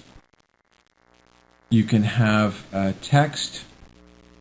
You can turn this. It'll give you a text display asterisk. You can have toggle and check, and you can have toggled text. All of these different display styles. Oops. There we go. When you have text options, you can enter the text for on and off scenarios. For font select, you can choose any font size you want, and the text will be displayed in that font size and style. We've looked at the toggles again. Rounding of the, if you want the display rounded, there's rounded. There's the square rendition with no rounding. You can turn transparency on, specify a color, and the background will show through on that color. Invert handles inverting. Basically, you have two bitmaps, one to show off, one to show on. They are tied to these display parameters here in the common area. If you want a quick way to invert the display from what is the way it's currently working, just check this option. And you have the option to invert the CC input if you have it specified down in the lower common area. Oops. Next option is the string list. The string list is literally a list of strings where each internal value that the parameter stores is mapped to a string display. Common would be, say, an LFO style. You could have triangle, saw up, saw down, sample and hold, random, etc. You can specify, let's just use an existing one. You can specify a center display, right or left. You can specify a vertical position, either top, middle, or bottom. You'll see this more visibly if I pull it out and expand.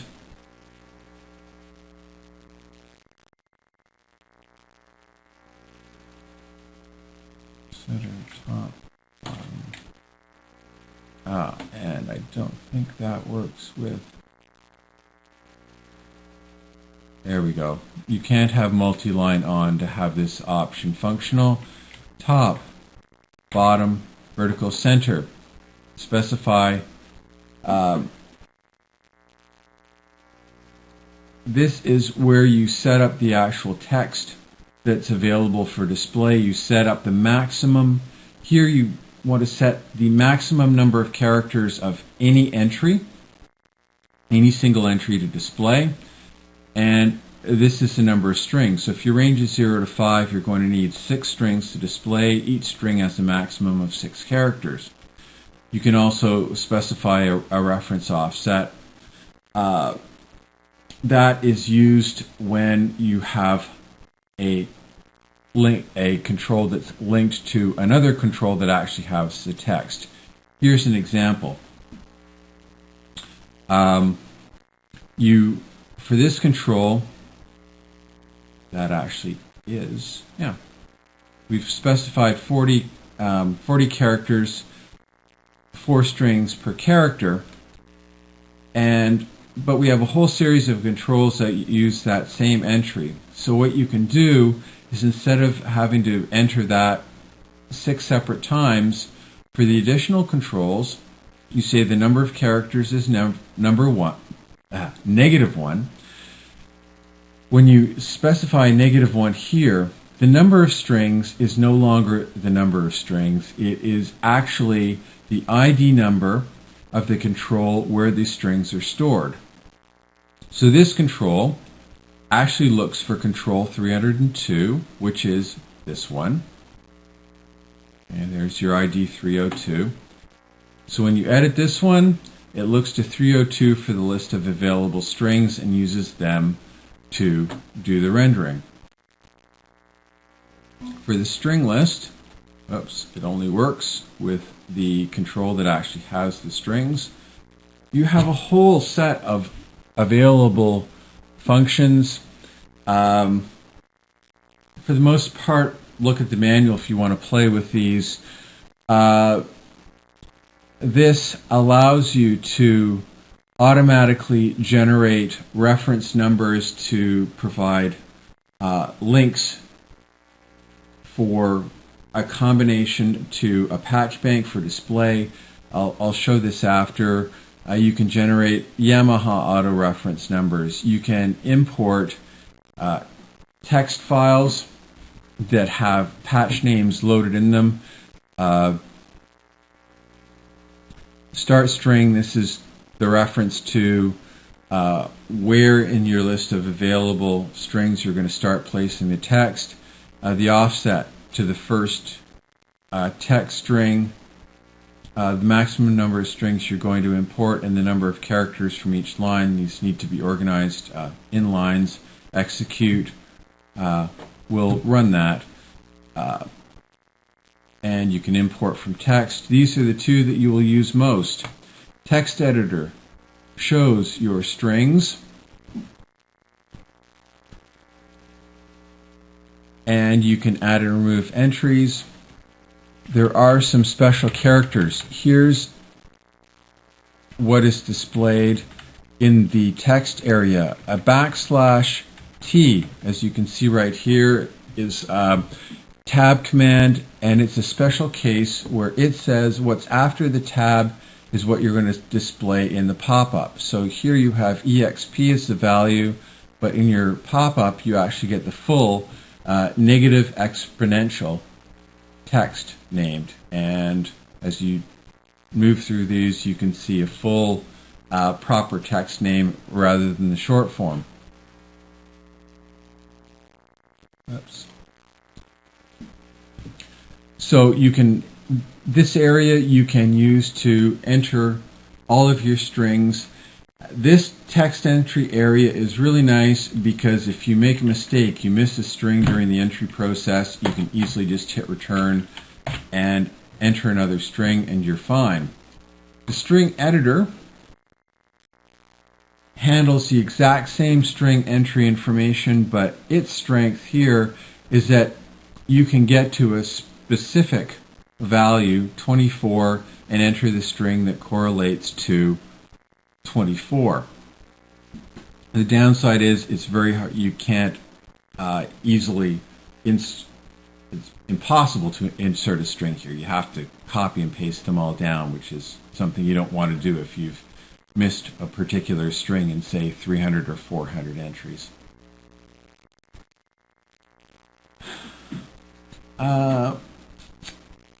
You have an option to save this string list as a text file. If you want to, say, open this up as an editor, you'll find frequently it's useful. You may actually do all of your string entry in a text file, copy it to the clipboard, and then you can just paste it in here. You can import from text file, hit the import from. You need to enter a path in here first. Again, start string is the first string in the list where you want to start entering the strings that come from this selected file. Frankly, I wouldn't do this. I'd use copy and paste. these functions were used in the program before the copy and paste options became available. Background parameters controls the background display of the character string control. You can set the background as you've seen before: skin, bitmap, a solid color, or a background bitmap file. Font select, choose your font style. Tiling, you can choose the tiling option from the skin, or you can force it to a stretched bitmap or force it to a tiled bitmap. If you have a background bitmap selected, here is where you enter the name of the bitmap that you're going to use. If your background bitmap has transparency, you need to enable Make Transparent and set the transparent color. Rounding enables rounding for the control. There it is, a square. There it is with the rounded edges. Drop icon will insert a drop icon right here, as you can see.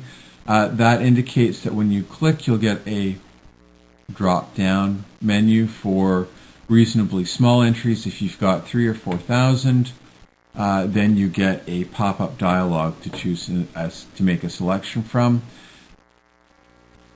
Multi-line. You can actually have multi-line text. And when you have multi-line text, basically it always goes from the top down. The text will auto-wrap, and there is a special command that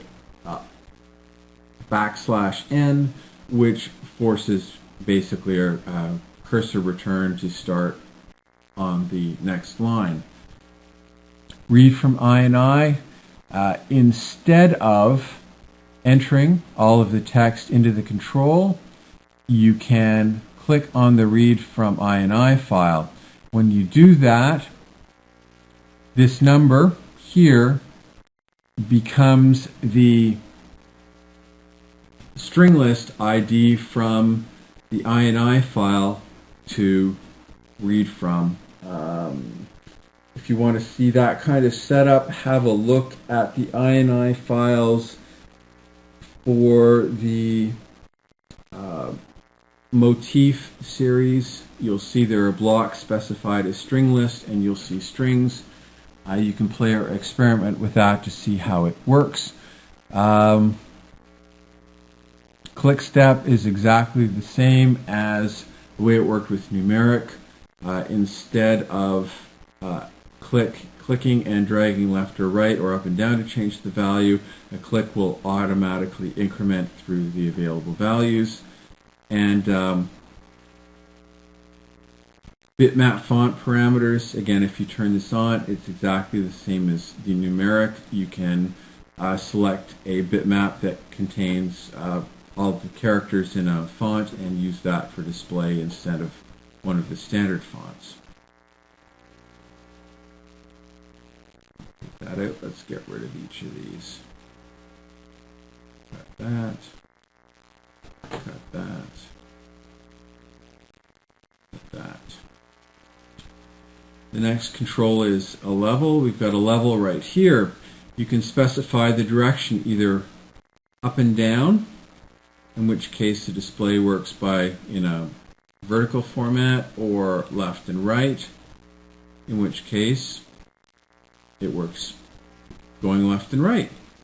You can specify that the background either be drawn from the skin, or you can force it to a particular format. Bitmap, a solid color, or a background. Solid color is specified by the B and D pens. Background uses the background behind the control, and bitmap allows you to select, you enter a particular bitmap that you want to use for background there. You can specify whether if you choose a background bitmap, specify that it's transparent.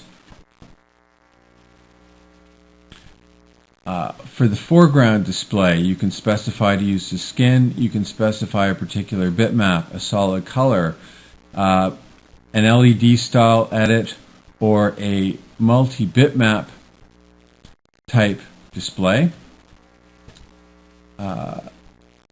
And for bitmap options, you type the bitmap in here.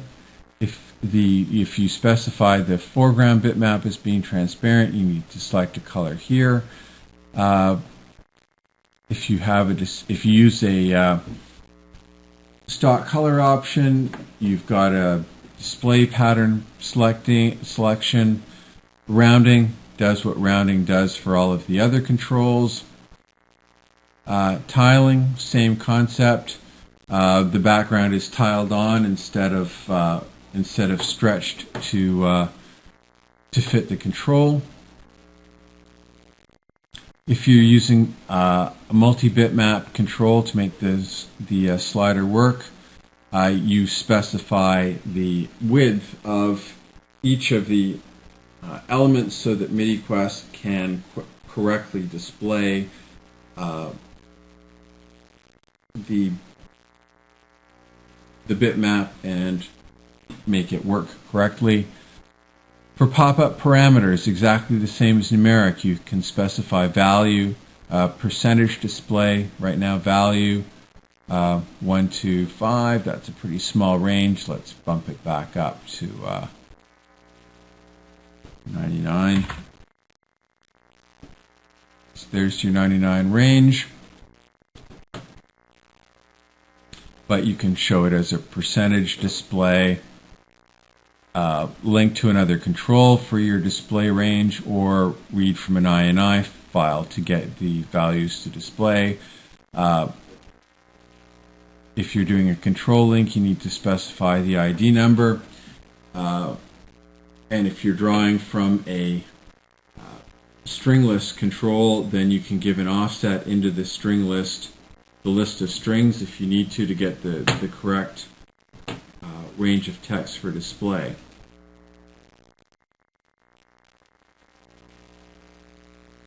Slider graphic. This creates a graphic slider file, slider control. You should be familiar with this. You've got the standard, again, directions. You can go left or up and down or left and right.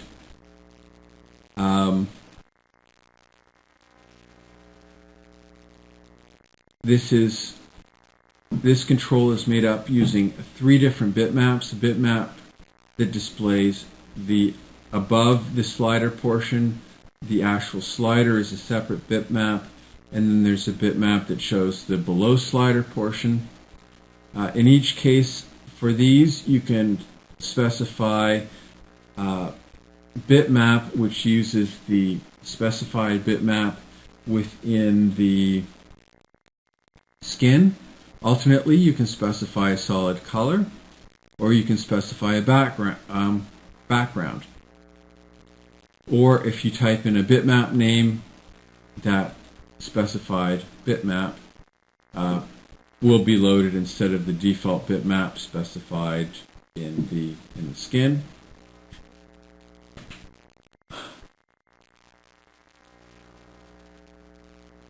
You can specify a knob style between bitmap and solid. You can specify the lower or left bitmap. Specify transparent color. That color, the background will bleed through. And you can choose a tiling style they've been talked about. Here we have the same pop-up parameters as you've seen with other controls.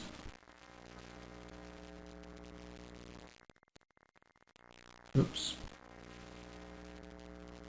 The next control is the string. The string control allows you to enter a string of text. Here you specify, there's a little bit of a difference here for the string that we should talk about. In most cases, when you specify a macro, what you are doing is you're returning the actual value that you want to display in the editor with these controls. When you work with a string, what you do is you want to send back the offset into the sysx data that actually contains the string that you want to edit. So instead of a value, in this one instance, it's an offset that you're returning. Here you specify the number of characters that you want to edit.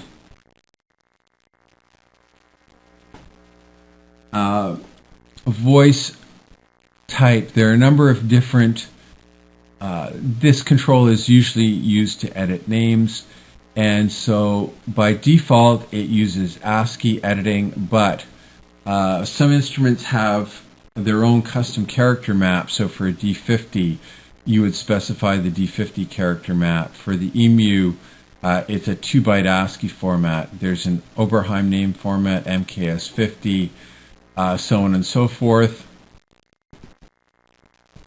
And there are a whole series of them. Normally, in most cases, you're going to be choosing 0, the standard ASCII format. You can specify rounding of the control's edges if you want. You can select the format that the text is displayed in. That's the font. I'm sorry. We would recommend at this point that you check this option, use pop-up dialog, and this will cause the PC and the Mac to use the same style of text editing display. Here you get a pop-up to do your text entry instead of editing the text right on the window. You can specify a background style, you can specify justification, and you can specify a font bitmap. That will definitely only work with the pop-up display and editing option.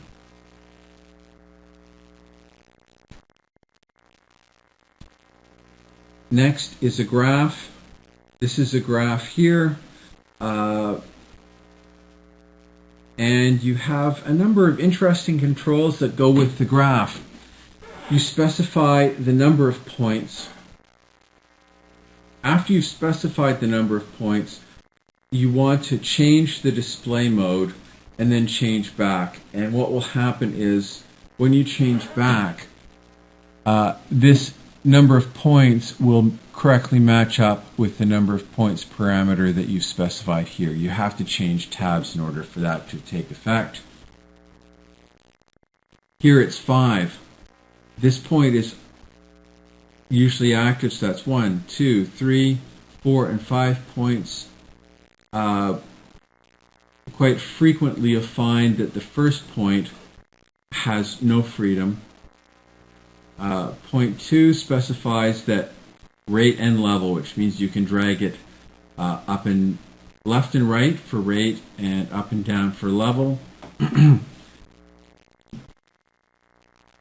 For each of the available points, normally these are going to be left as none, but in a rare number of instances you have a situation where the value of, say, 99 represents the fastest, and the value 0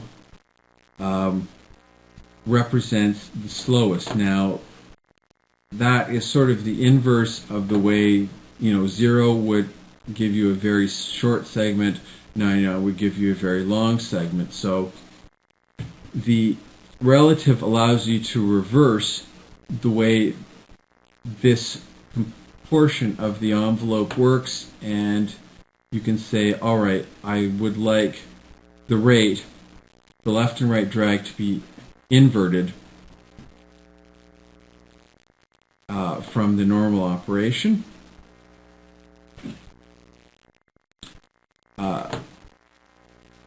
When you have a background fill, it normally fills in from the bottom up. You can also choose and this is useful for pitch, a center fill that appears this way, implying that the envelope is working from the center.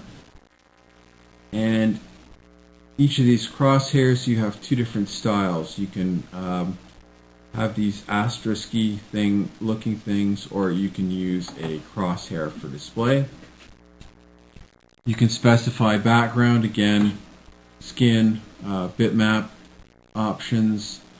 For tiling, you have your standard tiling options. You can specify a background bitmap where appropriate. Transparency options. You can specify line thickness and rounding for your edges. And then control links is new to version 10, and it's kind of neat. Normally with an envelope, and frankly any other control that is able to alter more than one sysx parameter needs to not only have that control, but it also needs a control like a knob that edits each individual control separately.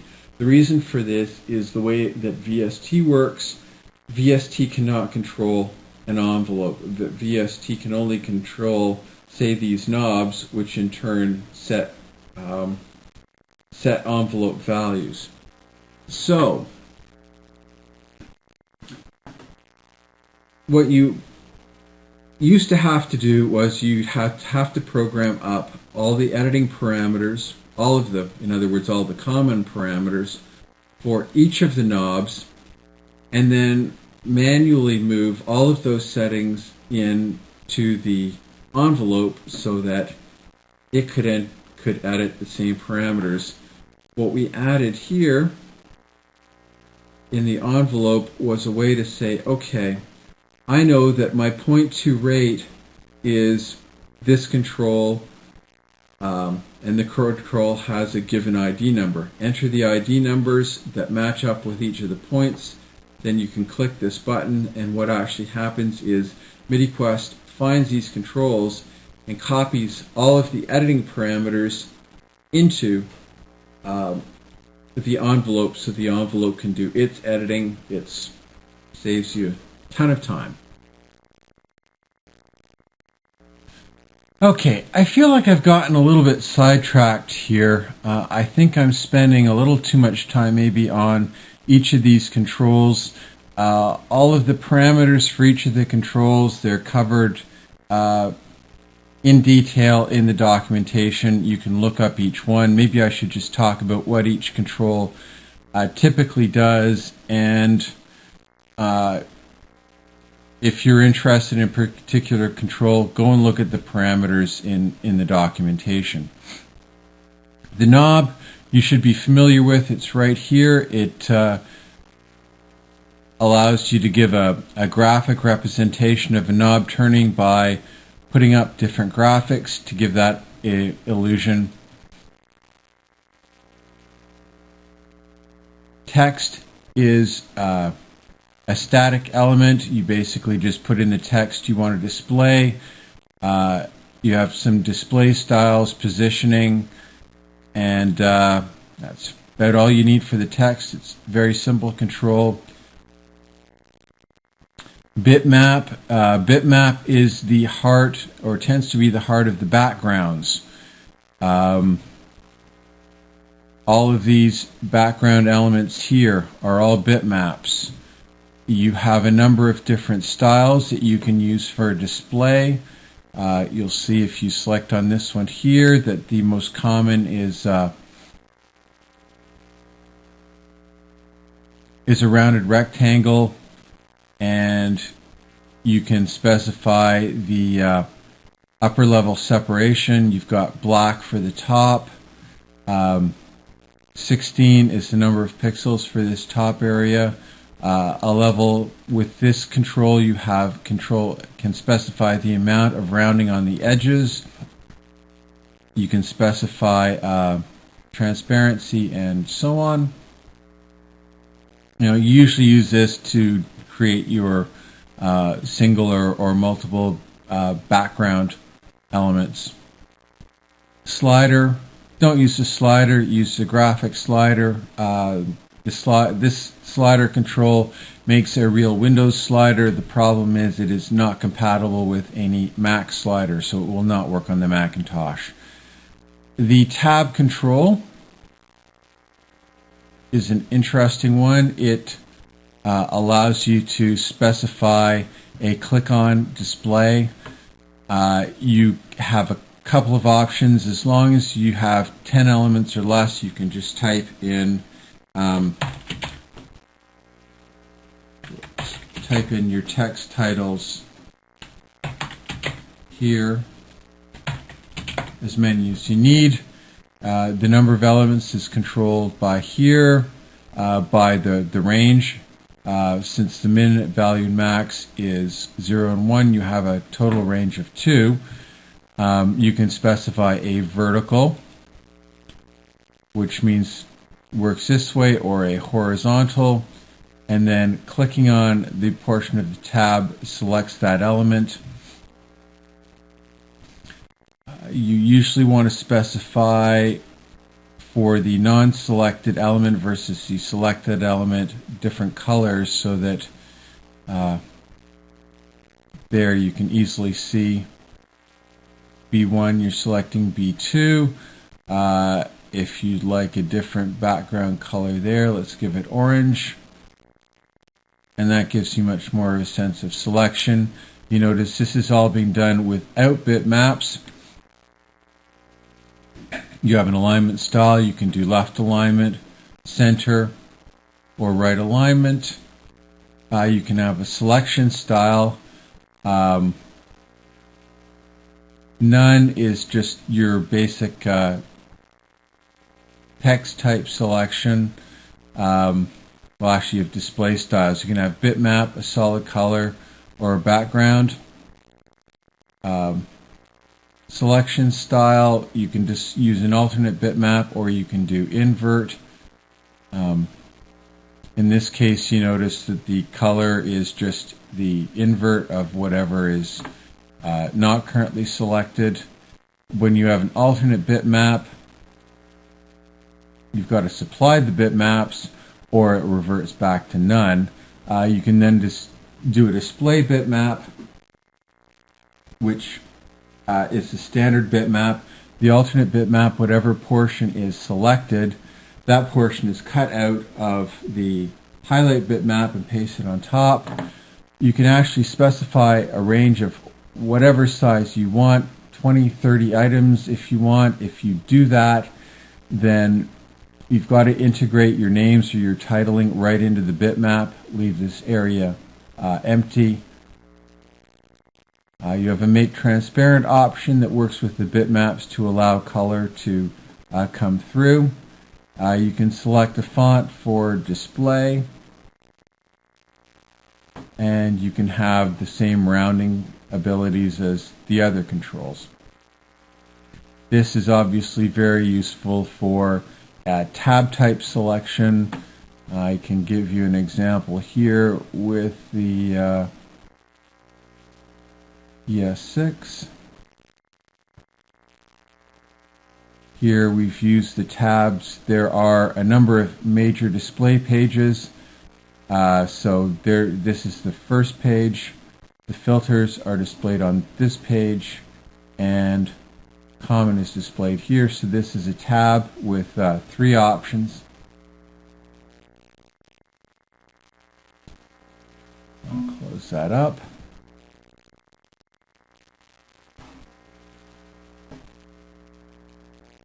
Bring this back.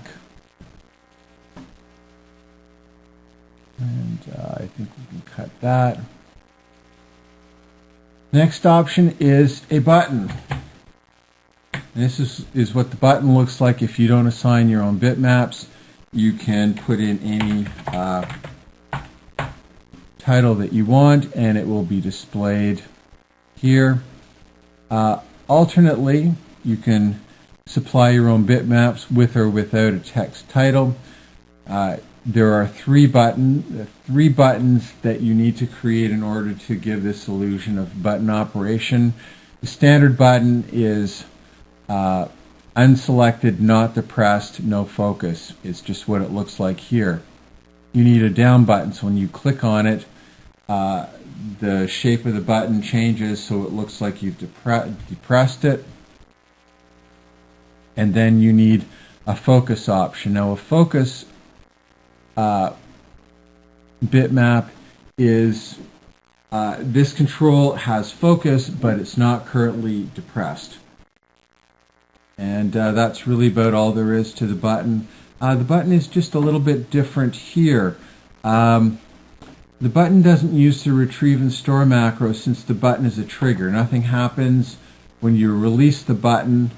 It triggers the activate macro. So to use the button, you need to complete the activate macro. The other elements in here are not actually used.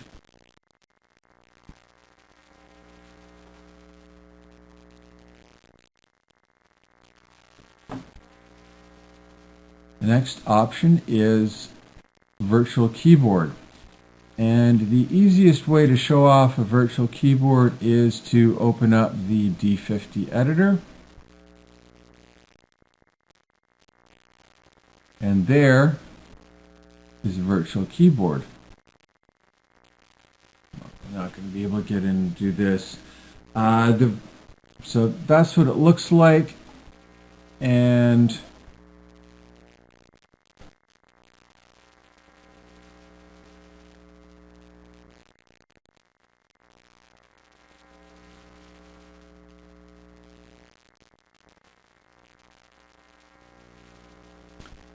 here are the parameters. Now notice there are no common controls, so this is not an editor. Basically, it allows you to do just a couple of things. You can play notes with it, and as you click on these notes, they are output via MIDI. And the keyboard will also monitor incoming notes and display them. I'm not a keyboard player. Please pardon my keyboard skills. So in order to make the keyboard work, you just need a small number of entries. You can have a keyboard that actually has a lower black section the way you'll see some organ keyboards do. If you don't want that split black and white, well then all you have to do is enter 3 bitmaps. You need one bitmap that shows an octave of the keyboard with white keys and all the white keys up.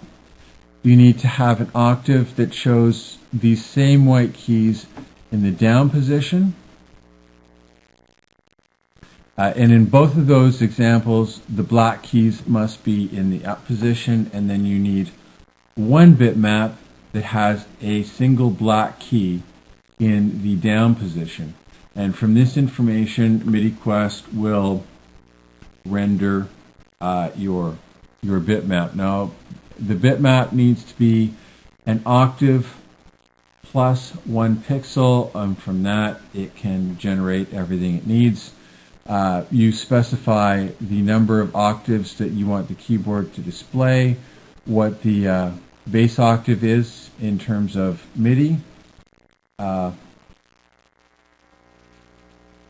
If you want a black section in the lower area, you can specify where the lower octave starts, velocity output, and note recognition, and you can specify a MIDI channel or specify Omni, in which case it responds to all MIDI channels.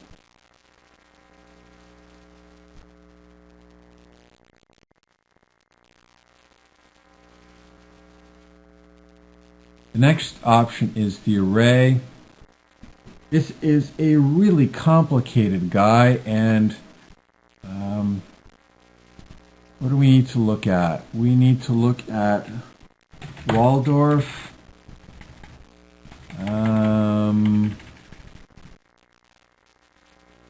Waldorf Microwave 2, I think, for an example.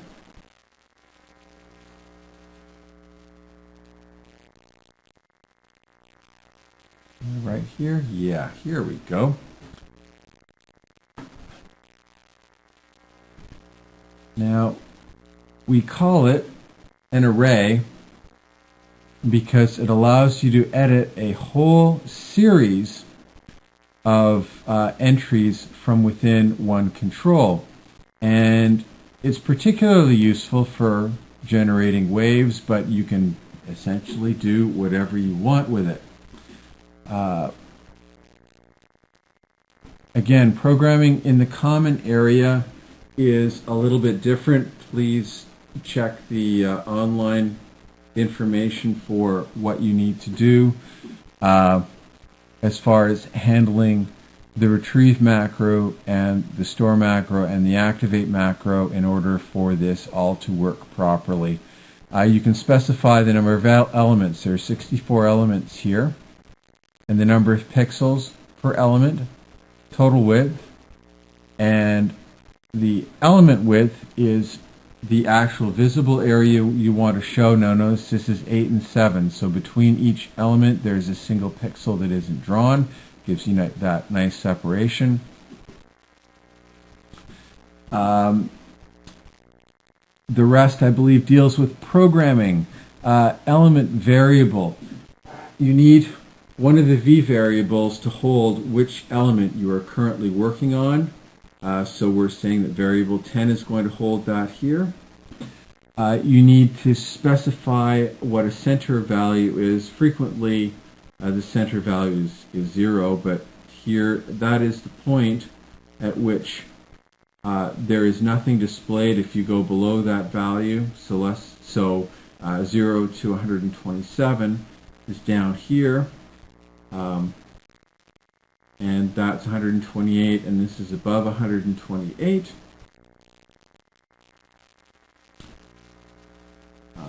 There's an option to use the pop-up menu. Currently there are no elements in the pop-up menu, so there's no point in turning this on. For the background, you can specify a bitmap, a solid color, or a background. Display style. There are a number of styles. You can have lines that are drawn, bars. There are a number of bitmap styles, gradient and connected lines for drawing. You can specify a background bitmap. You can specify an element bitmap, which means each one of these chunks would be displayed using a particular bitmap. And you have an element bitmap edited, so you can see which of the parameters values here have been edited and which haven't, based on which bitmap is currently being displayed. You can round the corners. You can make this transparent, and in order to do that, you need to specify a transparency color. I don't need that anymore.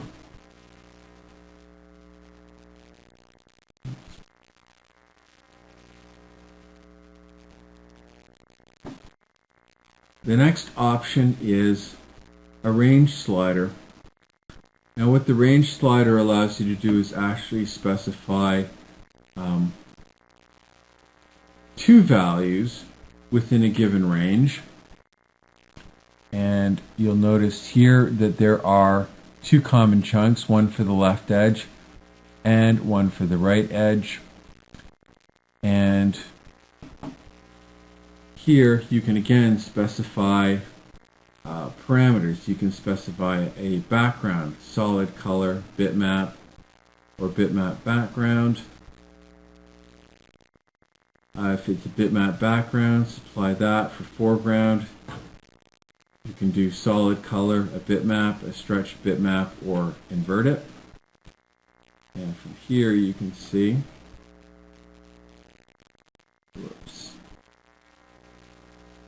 we've got a single value.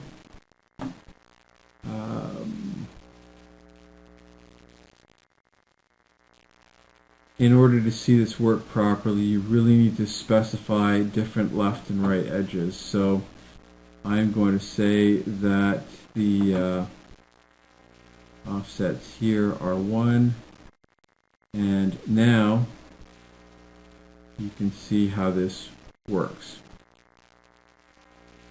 You can specify a left side and specify a right side. You have a number of editing options. You can stretch or fill the bitmap, specify a lock grid. You've got edge click, click and drag, and smart select for the various types of editing. You see here, I can actually pick this up and move it, or I can grab an edge and just move the edge on both sides. And then there's smart select. It allows me to drag an edge, and I can drag this other edge. I can specify a grab range. 8 pixels around the edge will give me the selection. Otherwise, I'll be dragging a grid, and the same pop-up parameters that you should be familiar with at this point.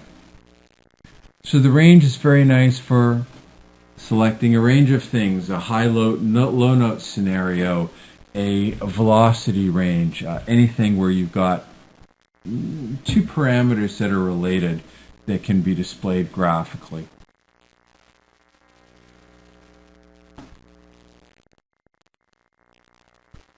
The next option is an XY slider, and this again is a 2-parameter slider and allows you to basically specify an X and Y coordinate at the same time. Here again you have horizontal and vertical parameters. If I just update this to 1, then we should be able to handle editing. You've got a whole series of display control styles. You can set a background style, solid, bitmap, specified background. There's your file. You can specify the draw area shows up as a knob, which you can grab and drag and move around. Now that knob can either be a solid color, or that's a rectangle, a bitmap, or an ellipse. You can specify that by default, you notice it's just plain color, or you can type in a bitmap to use. You can specify tiling. You can specify whether assuming you're using a background bitmap, whether there's transparency there, transparency for the knob. In both cases, you can specify a color that allows the background a transparent background support. Rounding, connect points. You can actually, this control, by default we only have 1 point here, but you can actually specify that the control support multiple points, and you can specify the size of the knob and the pop-up parameter that is displayed. Oops. Midi filter. Midi filter is a neat little guy. That's him here I just created. Now notice he doesn't display anything, and that's actually the correct operation for that control. In normal operation, you won't see it in an editor. If you add it and you go into panel mode, yes, you can select it and it will highlight, but they're hidden, so you need to keep track of where they are. And what this guy does, in this case it's a sysx filter. It allows you to look for incoming sysx, extract value from that, and use it to set a particular value in the editor. This is an advanced control. Odds are you probably won't do anything with it. If you do need to do something with it, look in the manual. it will cover. You can basically filter on bytes, have bytes recognized, and control copying and setting of parameters based on those selections. Timer. Timer is another non-visible control like the MIDI filter, and what it does is it's very simple. Where's the control? There it is. We'll put this up here as well. A very simple range of controls. You can set it to use fixed frequency or to use a variable to specify the frequency. Right now it's set to trigger off every 1,000 milliseconds, which is once a second. And that's a fixed frequency. And what happens is then every second this control triggers its activate macro and processes its activate macro. So this allows you to do perform certain functions, say on a regular basis, based on settings of a timer. And the nice thing is you've got flexibility, because if you specify the use of a variable, then you can actually use a control to determine how frequently this processor does its updating.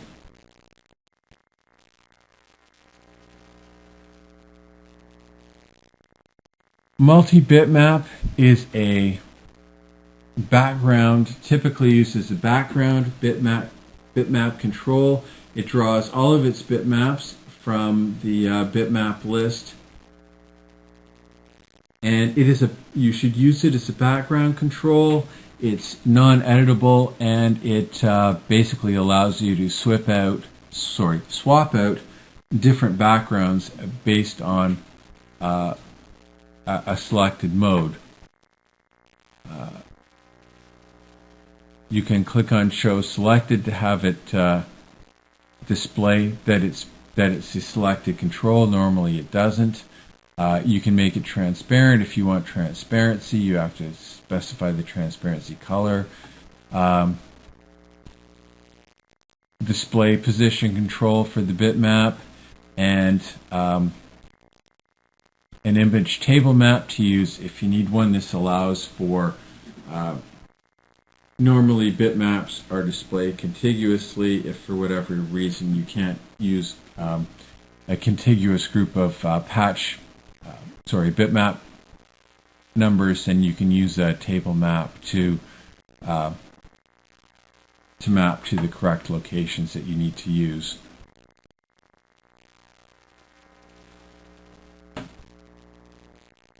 The next option is note counter. This is another rarely used control that allows you to count incoming notes.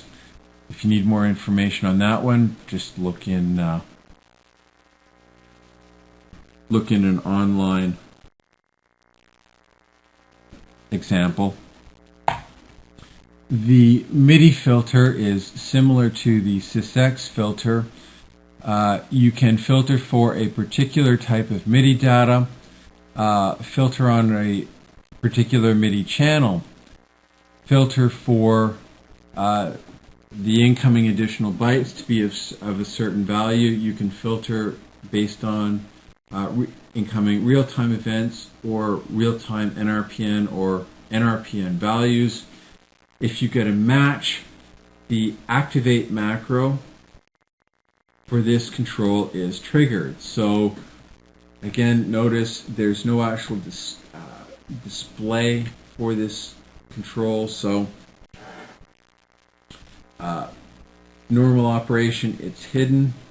The control just triggers off the activate macro to do something when there's a correct match of incoming MIDI data that you want to use as a trigger.